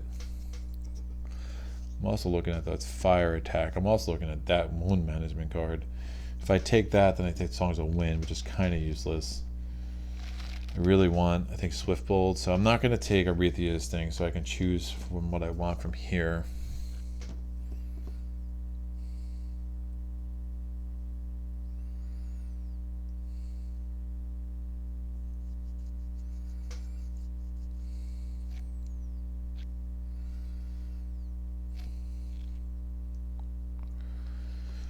I think this ranged attack card makes the most sense.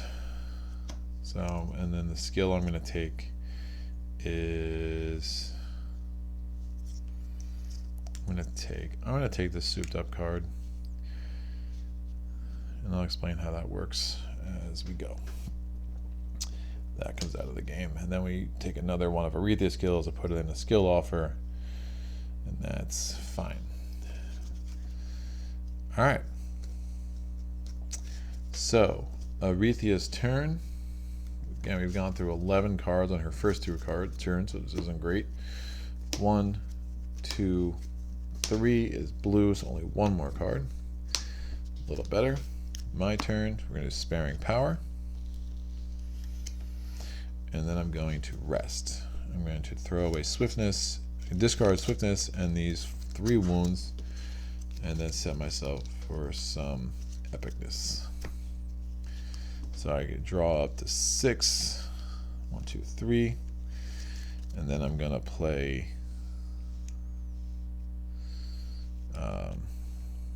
Motivation to draw 2 more. Do I want to do that yet?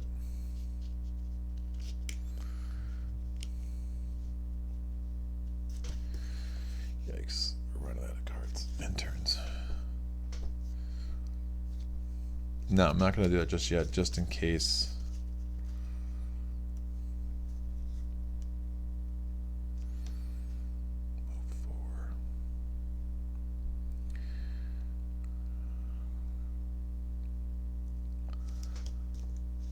Alright, so this is playing out a little unfortunate.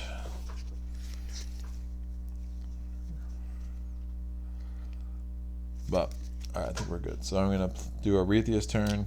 So I just rested. No, what did I do? Yeah, I just rested. I'm not going to do the motivation token just yet. That's fine. So 1, 2, be green. Alright, so I got 2 turns left, including this one. So, which is fine. So, at the beginning of my turn, I'm going to do this. I am going to turn this card sideways to get a move 4, which means I'm going to go here and reveal this Garrison. I'm going to save. Oh, I don't have a black mana.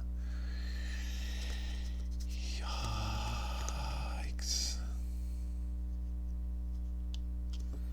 So this is +4 to any card played sideways. I can't use it for influence.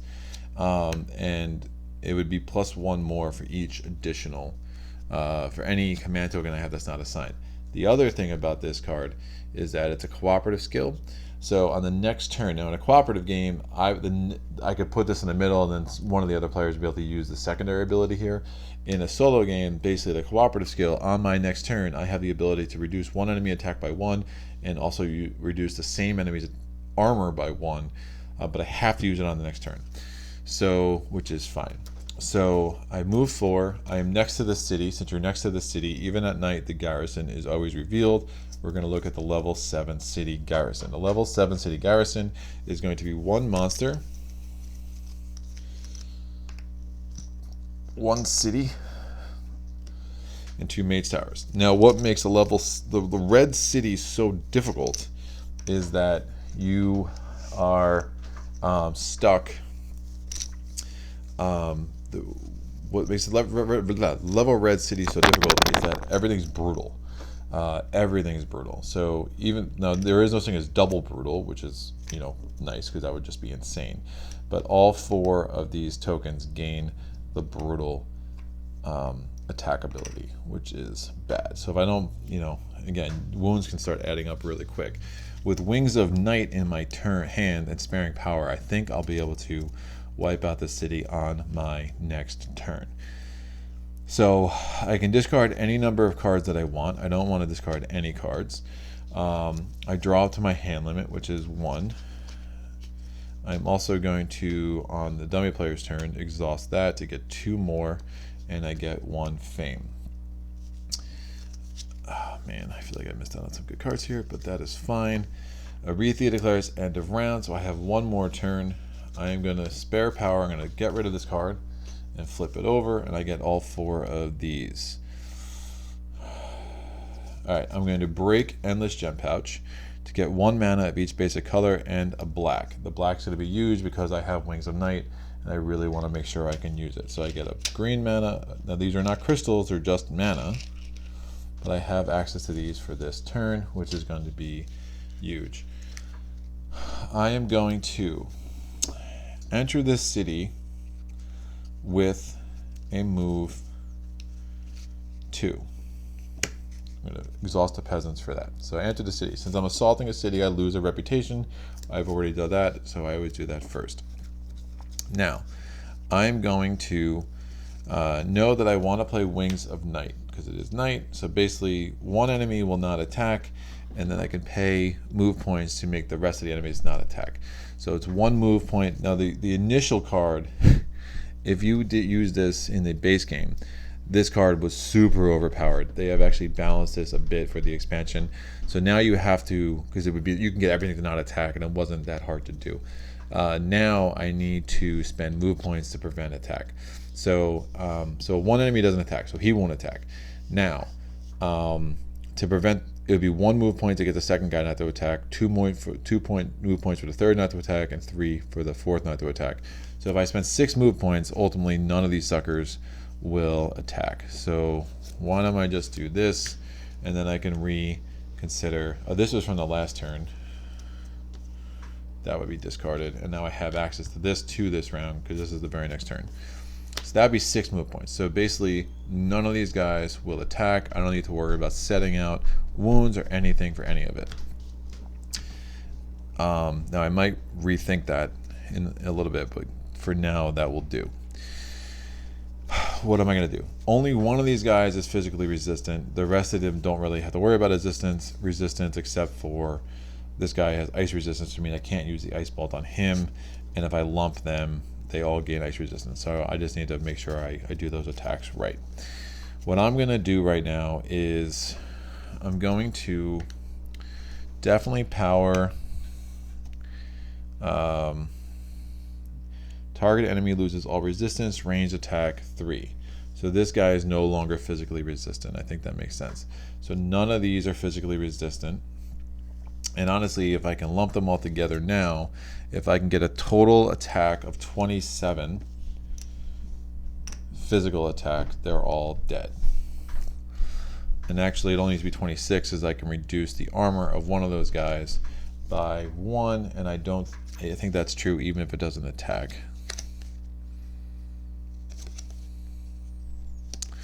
Cooperative skills.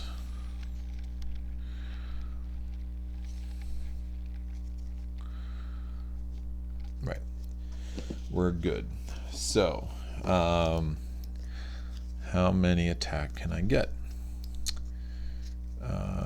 So I can get, so I have attack 3 because of sorcerers. I can attack another 3 here. I'm going to lose that reputation now. So that's 6. Ding. Ding. That's 13. I'm going to spend this green.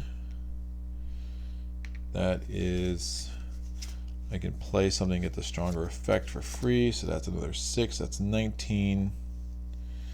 I'm gonna need this ice attack, so let me pick off one of these guys separately. So I would do a ranged ice attack 3, 4, 5, 6, and I'll reduce his armor. Where it doesn't siege range, it doesn't matter. So I'm going to kill this guy separately. And now for the other 3, I need a total of 21 minus the 1 because of this. So I need a total of 20. Do I have 20? This is 6, 10, plus 3 is 13, plus 3 is 16, plus 3 is 19. I am 1 shy. So, one option. They're all brutal.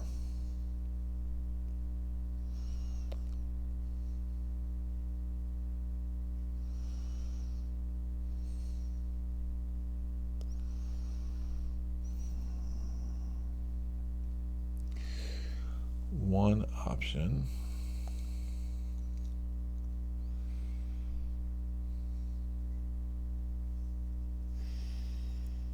That's 6. I think that's going to stand for sure. One option. So it's 6, 10. I really want to get all these knocked out this round. So we're just going to let one of these guys attack, which is fine. Again, the brutal thing is what makes this a little bit tricky. So that's 3. That's 17, 6, 10, 13, 16, 19, and we literally needed 20. All right, here's what we're gonna do.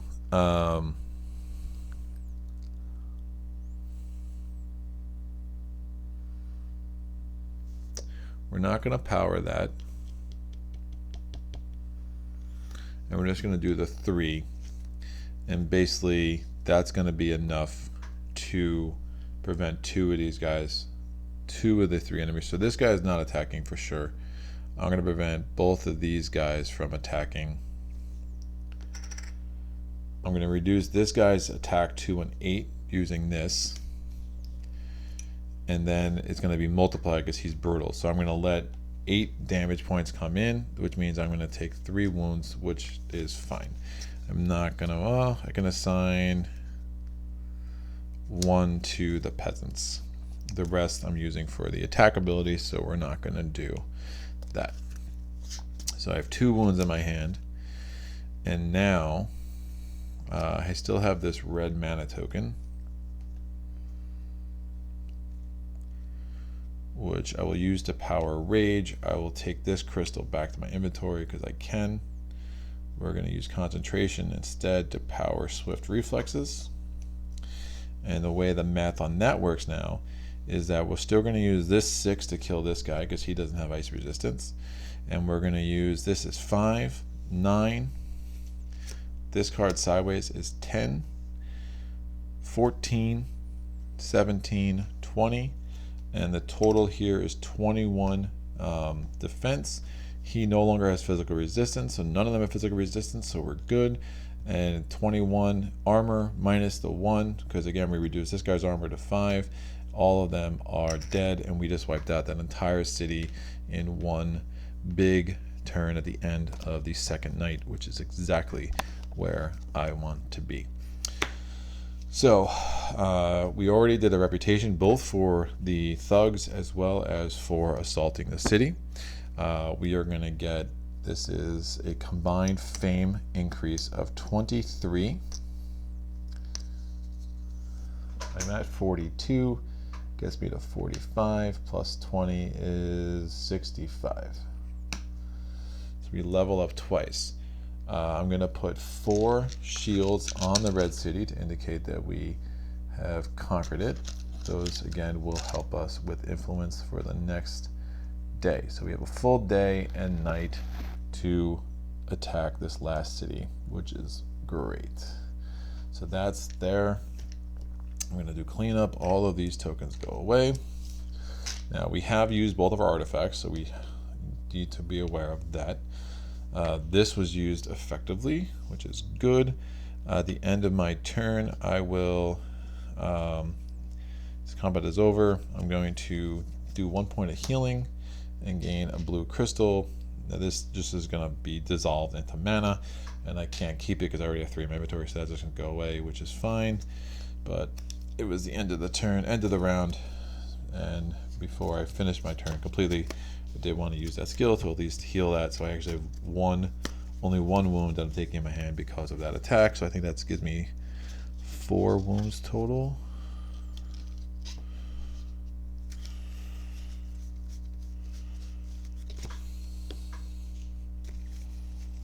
Yeah, I accidentally put that there. That's fine. It's like I know I had more wounds. Alright, this is Arethia's deck. So when I rested last turn, this should have gone here.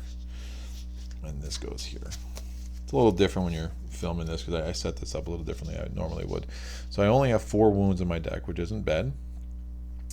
Again, still cleaning up from the round. I'm going to reset these. This is wounded, but I'm going to reset that. Arethia will go here. So tirelessness would have been helpful, but we're good. We managed without it, and we start the next turn having conquered that city.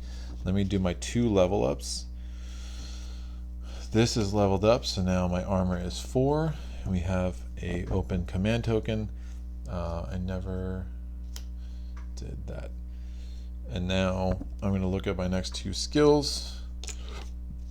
So this can't be used against someone with arcane immunity, +1 knight.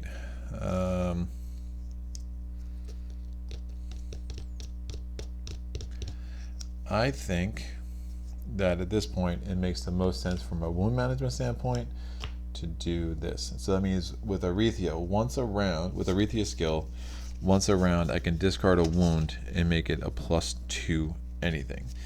That's a really strong card, but because I took one of the dummy player's skills, I have to take the last card, which might actually prove very useful anyway. I did not want to put another white card in her deck, so that's fine. So I get this skill, which I'll add to my skill area. I'm going to refresh the rest of my skills because it's the end of the night anyway. And we will add another of Arethia's skills to the skill offer. Oh, Merry Christmas. So I will probably be taking that if I ever get down to the lowest level, which where we're at now is definitely doable, but it probably won't happen until I'm well on my way of conquering this level 10 city. Fingers crossed. Alright, this card is another dual color card, but who cares because there's not that many greens or blues in her inventory anyway. That's going to go here. Because I took that card, this gets... Nope. We just added that card there, right? So these 2 go away. We're going to add sorcerers here. And foresters here. We have to reset the unit offer. Elite. Cannot recruit to the city. Cannot recruit to the city. And Guardian. I can spend 12 influence for an artifact, which is interesting, but we get 2 more advanced skills because there are 2 unburned down monasteries on the board.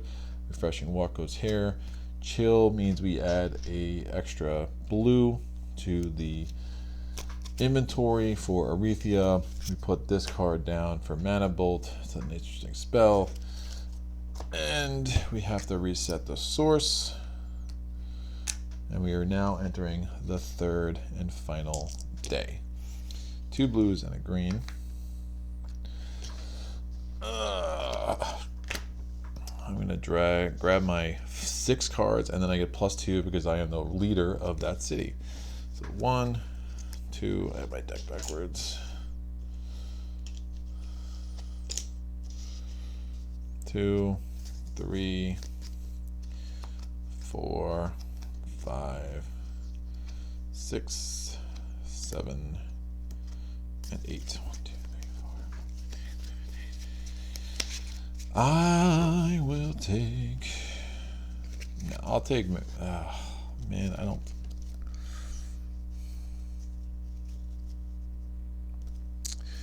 I'll take Mana Steel just because.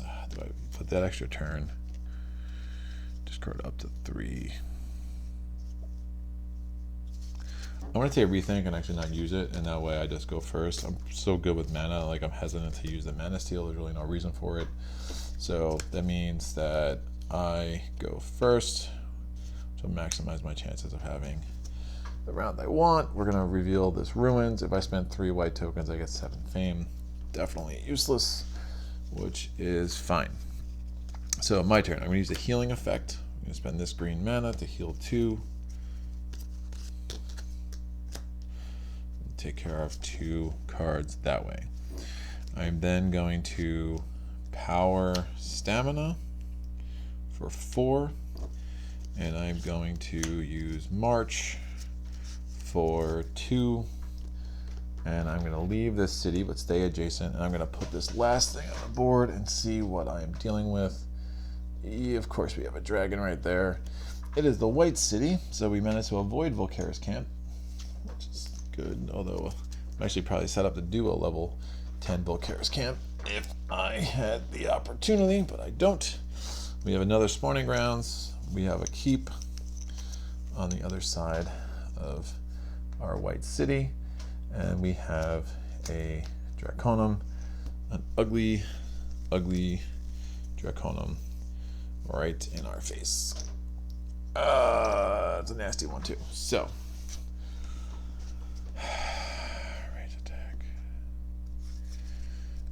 I'm going to, because I can, nope, I can't. I need a green mana token.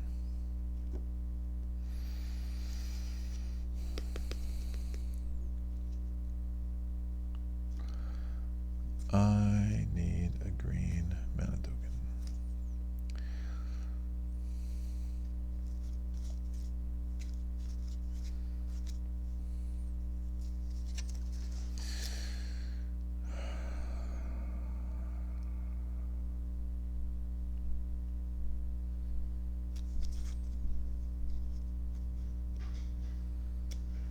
If I can get a green mana token, we're good. He's coming in with an ice attack 6. So I would need to block with a 12.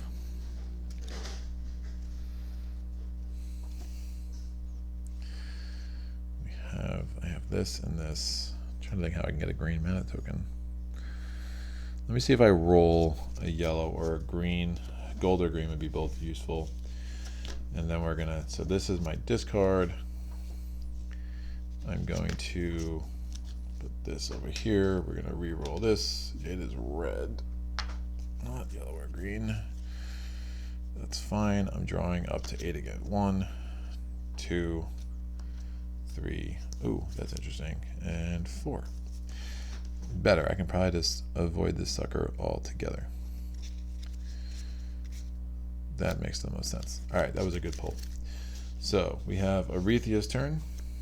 We're gonna do 1, 2, 3. It is blue. I do 2 more cards, 1 and 2. I'm gonna play Wings of Wind. I'm gonna power with one of my crystals, and then I'm gonna use this card sideways to use this ability. It's 2 movement points.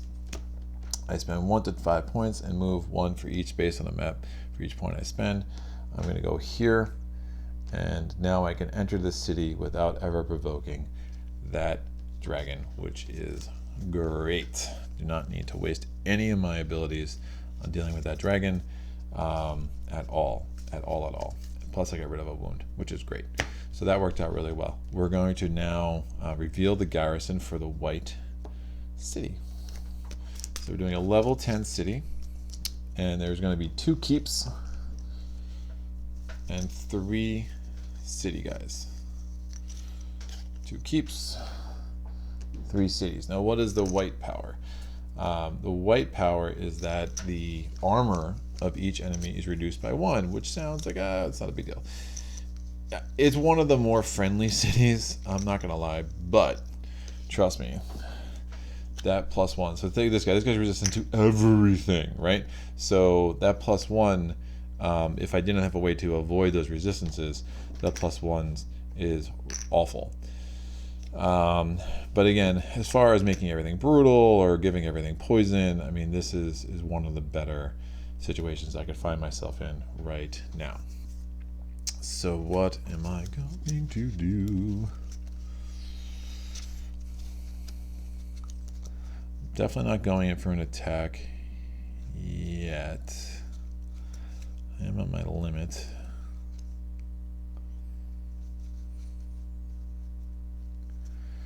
Alright, end of my turn. I'm going to, I could discard any non-wound cards I want.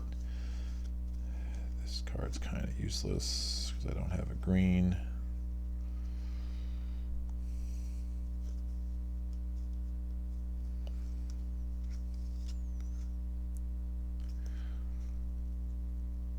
Gives me a mana token, but I'm actually good with all the colors that I would need. So I'm going to drop these 3 cards and try to, I think that will help me get set up better. So these 3 cards are out. Dropping concentration is rough, but I don't have a way to power it, and I'm not in need of mana right this second.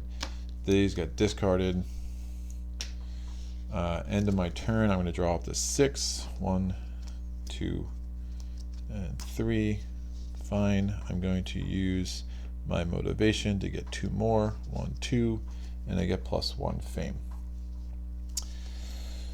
Alright.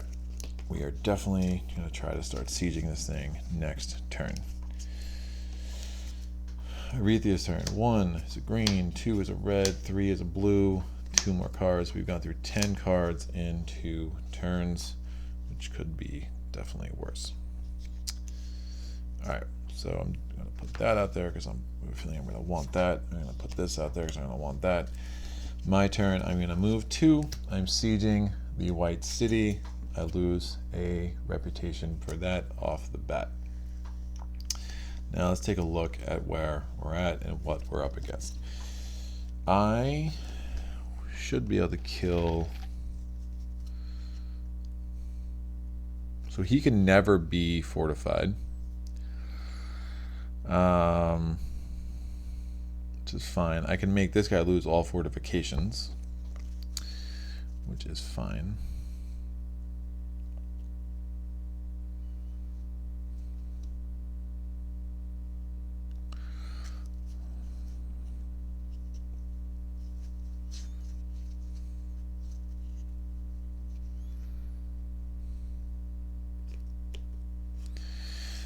Let's take a look at the wounds. Remember, I can only take 6 wounds to my hand before getting knocked out. So if I don't block him, he's only doing 5 damage, so that happens there.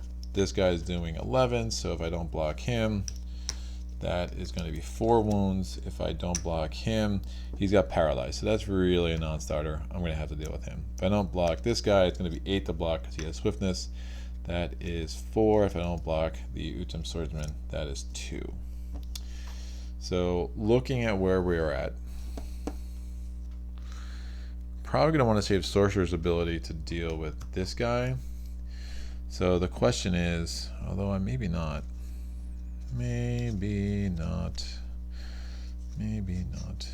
It's the way we became the maybe not. All right. This is going to be, so he's got an ice attack, right? So any physical block is going to be inefficient. So it's going to be a total of 6, and then he's swift. So it's actually going to be 12 to block that guy, which is just a kind of non-starter here. So I'm going to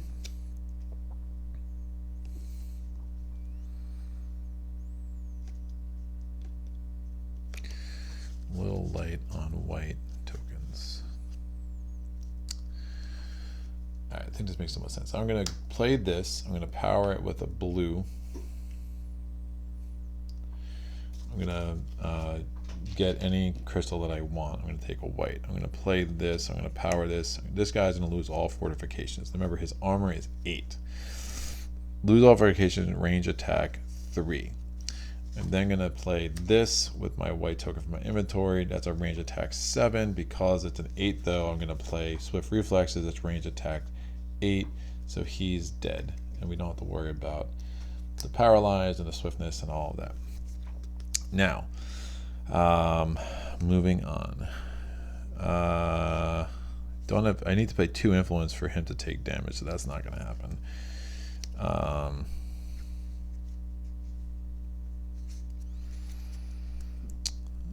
can assign damage to him.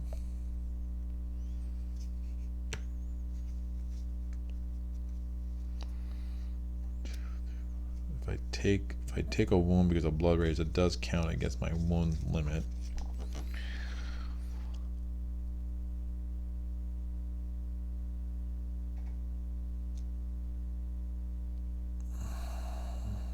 Block.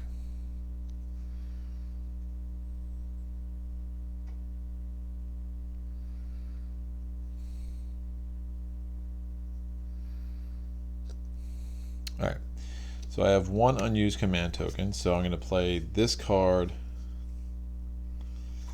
sideways, and that's a block 5, which is fine. So this guy is blocked, and this will come down here.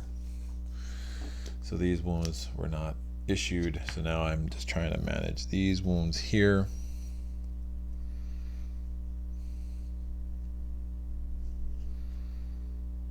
Not gonna be able to block that 11, which is unfortunate, but these 4 wounds are gonna come in my hand. And I can take that wound.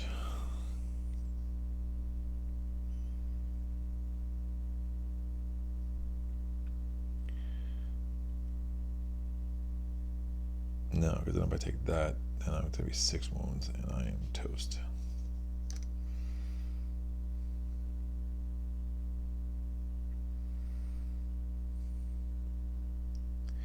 All right, I'm going to spend this block and this block and this block to block 6, so I can block all of that. No, even better. I'm going to hold on to this, and I'm going to block. I'm going to use this ability from Arethea to block 6, so these wounds are not assigned. And now we have a situation where my armor is 4, so I have a total damage amount coming in of 11 from this guy. I'm going to assign 3 of that damage to the peasants, which means there's only 8 left. So I only take 2 wounds from his attack, and I'm going to take 1 wound from his attack. So I only took 3 wounds in my hand. We're done with the block phase. We now go to the attack phase. I am going to play Blood Rage. I'm going to power it. I'm going to do an attack 9 by taking a wound. So I've only taken 4 wounds in my hand this turn, which means I'm not knocked out. And then I can play this for an attack 13. And with an attack 13, understanding that the damage, their armor is, you know what? Their armor is +1. I can't kill this guy because I would need 14 for that. So even better, I'm just going to save my my red crystal, and I'm going to make this 9 + 2, attack 11. His armor is up 1. Remember, arcane immunity. Doesn't matter for attack or block effects. So this guy is definitely dead. So I've managed to knock out 2 of the city garrisons right off the bat, which is really strong. So I don't successfully beat the city. So I'm going to go back to where I started. We're going to clean up my area. I have exhausted all of my units. I'm going to roll that. It's another blue. We get this back. This skill I have to use on the next turn. At the end of combat, I can heal 1 and get a blue crystal to my inventory. So I have this skill available every turn. I have to use this skill next turn, and then I will clean up my play area for all the cards that I used. This goes here, here, and here. All right, that was knocking out 2 cities is a really strong start, especially since we still have a full night left over. So I'm going to get 15 fame for that. So that's going to get me up to 81. So I'm going to level up. I'll do that now because it's not really going to affect anything else. So I have 2 unused command tokens. These guys are dead. And now we're going to pull up to 7 cards because I did level up again. So I have 7 cards. I'm going to pull 4 more. 1, 2, 3, and 4. Alright. We're going to do Arethia's turn. 1, 2, 3. It's red, so 3 more. And let's see what else I want to do this round. I don't have a white, so this is kind of useless, although that's a nice combo. I can use two of those blue. Tirelessness is kind of useless right now, so I'm going to rest. I'm going to put this here. I'm going to draw 4 more cards, which is the bottom of my deck. Could be good.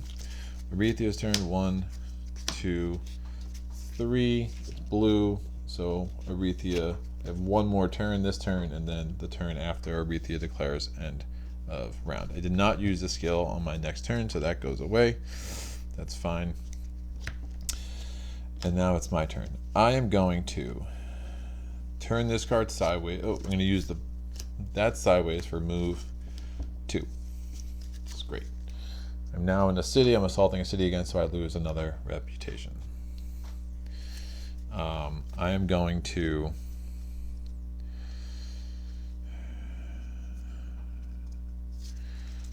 set these guys out. Now things get a lot more manageable.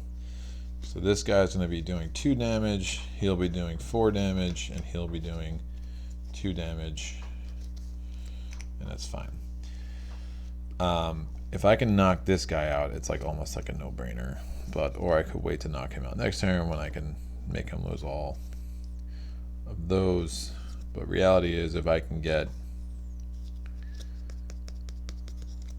14 damage, I might want to take him out now.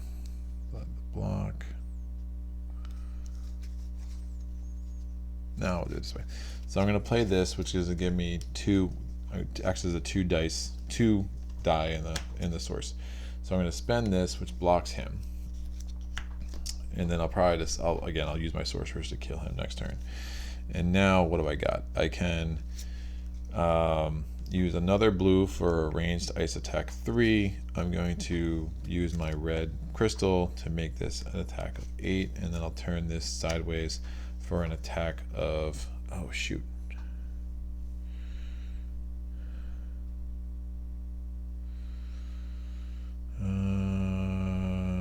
Attack of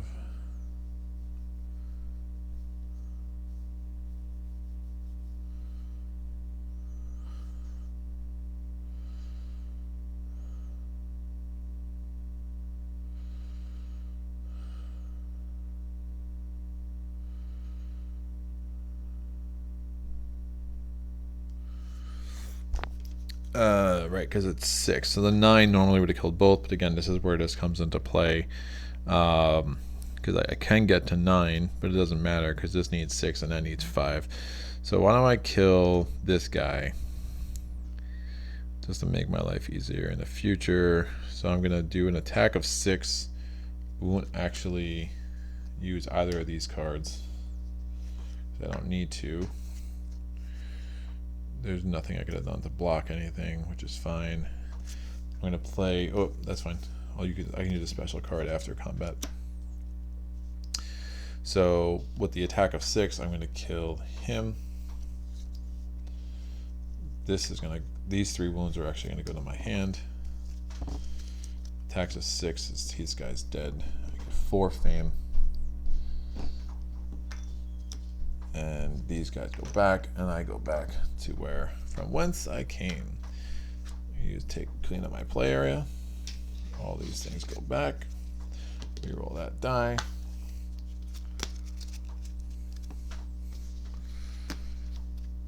Might have been able to do that a little bit more effectively. I don't think so. And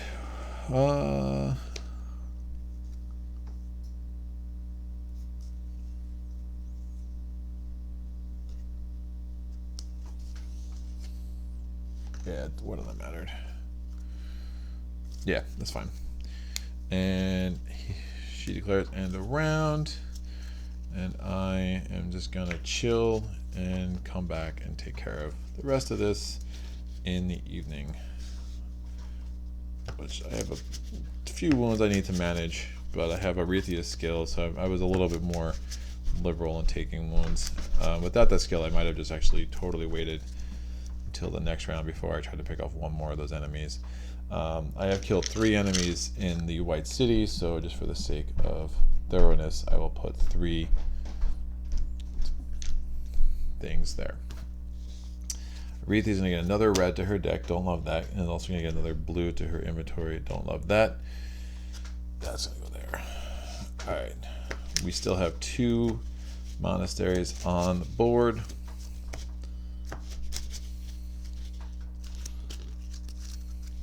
Arethia's deck, Arethia, these move down. Some good cards there. These are going to go here. These are going to go here. So I get 2 more elite units. Got up there. We go. Oh man, doubling up. We're going to get 2 more advanced actions, and then we're going to replenish the advanced skill offer. We're going to replenish the spell offer. We're going to go to the last round, which is the last night. I'm going to roll these 3. 2 blacks, doesn't good. 2 greens and a blue, which is fine. We're going to take these. I will take 3, which allows me to manipulate the mana. He'll be 4, which means I go first again. I draw 7 cards. 1, 2, 3. I refresh my skills. 3, 4, 5, 6, and 7. 1, 2, 3, 4, 5. For my first turn, I am going to spend Tranquility to heal 2, and then I'm going to exhaust the blue. Just want to maximize the non-wound cards in my hand. I know I have a Arethia skill, but the chances are I'll have at least 1 wound in my hand every turn. So I'm going to heal. Oh, I have to reset my guys. I get a blue. I'm actually tempted to rest. Yeah, I will do that. I'm going to rest, and I'll heal the peasants with my skill. And now you can play healing cards and special cards when you're resting, so I'm going to do that and then just rest and get rid of the other 2 wounds that were in my... If I'm resting, why am I playing that? Yeah, if I'm resting, it doesn't make any sense to do that. I do want to re-roll those dice. I will keep that green. So now we have a better... So I use Mana Search to re-roll 2 dice. It's fine, I'm not using them anyway. And instead of healing those 2, what I'm going to do is just rest. 1, 2, 3, 4, 5. This was... So I healed, right, I healed 2. This is my starting hand.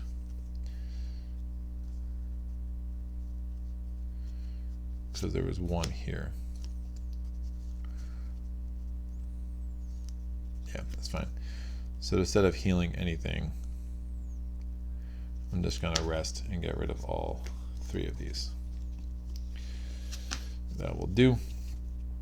And now I draw up to 7. 1, 2, 1 wound, 3, and 4. That's good. Good, good. I like that hand. I think I can do this next turn. Maybe 1, 2. This is Arethia's first turn. It's white, so 2 more. My turn. We are going to... On Arethia's turn, we would do this to get 2 more cards. Plus 1 fame. And now we are going to do this to enter. I like doing that early, otherwise I forget, and then I have to redo all the math. I'm going to assault the city, so now I am X, so I can't do interaction. And all we need to do is kill these 2. So I know for a fact that I'm going to be using this to make sure that this guy loses all resistances. So then in the attack phase, all I'm going to need is 11 attack to kill both of them. So I'm not even going to worry about blocking. We're just going to take the 2 wounds for the one guy, the 1 wound for the other, And actually we need 13 attack because they both have armor +1. He loses all resistances, so now I just need 13 attack. I'll do this so I can use an additional die from the source. I'm going to power Swift Bolt with that other die, so that's range attack 4. I have range attack 3 from here. I'm going to power this with a blue, so Crystallize gives me a green because I can gain any crystal of any color to my inventory. I'm going to use Concentration to power the stronger effect of Improvisation, so that's now an attack 7 because I discarded Tranquility, and I get that powered up by Concentration. I'm going to power Ice Bullet, which is a ranged ice attack 3, so that, and I have 2 more, so that gives me a total attack, then the 2, and I can't use that attack because I lose reputation, which is fine.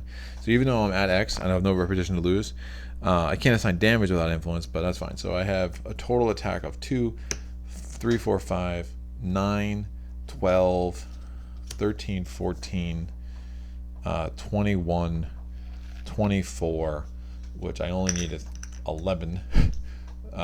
No, I need more than that. Yeah, I only needed 13, and so obviously I did that without much difficulty. I'm going to get the 11 fame for that. It gets me up to 97. I take over the city. It is mine. I have successfully conquered the level 10 city, and that, my friends, is it. Woo! Man, I still have this too. So in theory, I could have actually made this attack so I would turn this attack of 4, I don't know where that came from, into a attack of 4 plus 2 because I have 2 unused command tokens. That's an attack 6. So I'm pushing 25, maybe even 30 if I did that math again. So that's cool. That was a really, really, really, really, really fun game of Mage Knight. And 7-10, you know, you can kind of tell after like the first day and the first night if you're like on target to make it happen, and things just went really, really well. I can do a quick recap of where we were and how this played out if I can reconstruct it. But ultimately we came here, we pillaged this village, we got that that spell, and we seized that keep right on the first day, which is a really nice start. Then we came through here, we burned down that monastery.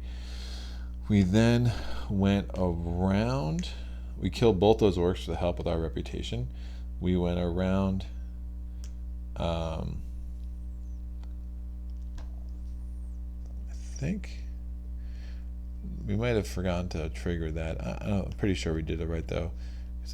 No, that's right, that doesn't trigger. So I went here, that doesn't do a provoke backup opportunity. We went around here, killed this guy, came up in here, came over, that monster den was huge, ended up in some kind of dead end, came back, went through here, killed this dragon, were able to sack that city, came back, put that dragon on the board, used the Wings of Wind to get here, and then I think we were able to beat that city in a sequence of 4 different attacks over the final day and night. So that was that. There was kind of a pretty standard victory in a sense. The artifacts really helped. Endless Pouch worked out really well for us.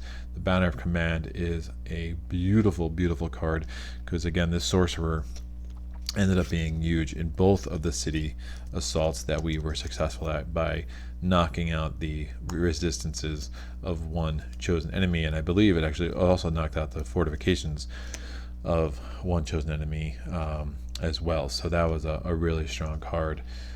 Wings of Night was great. Again, we were able to seize that level 7 city in 1 turn because we were able to prevent all but one of those things from attacking us ultimately as we did the math. So glad to get this on video for you all. Any questions, comments, epiphanies, please put them below. We will be back next week with some other magical land, with some other enemies in some other terrain, in some other situation, and we will see how that plays out when we get there. But have a lot of ideas of some games I might want to try to get on this channel sooner rather than later. But till then, everyone be well and happy gaming. Thanks again.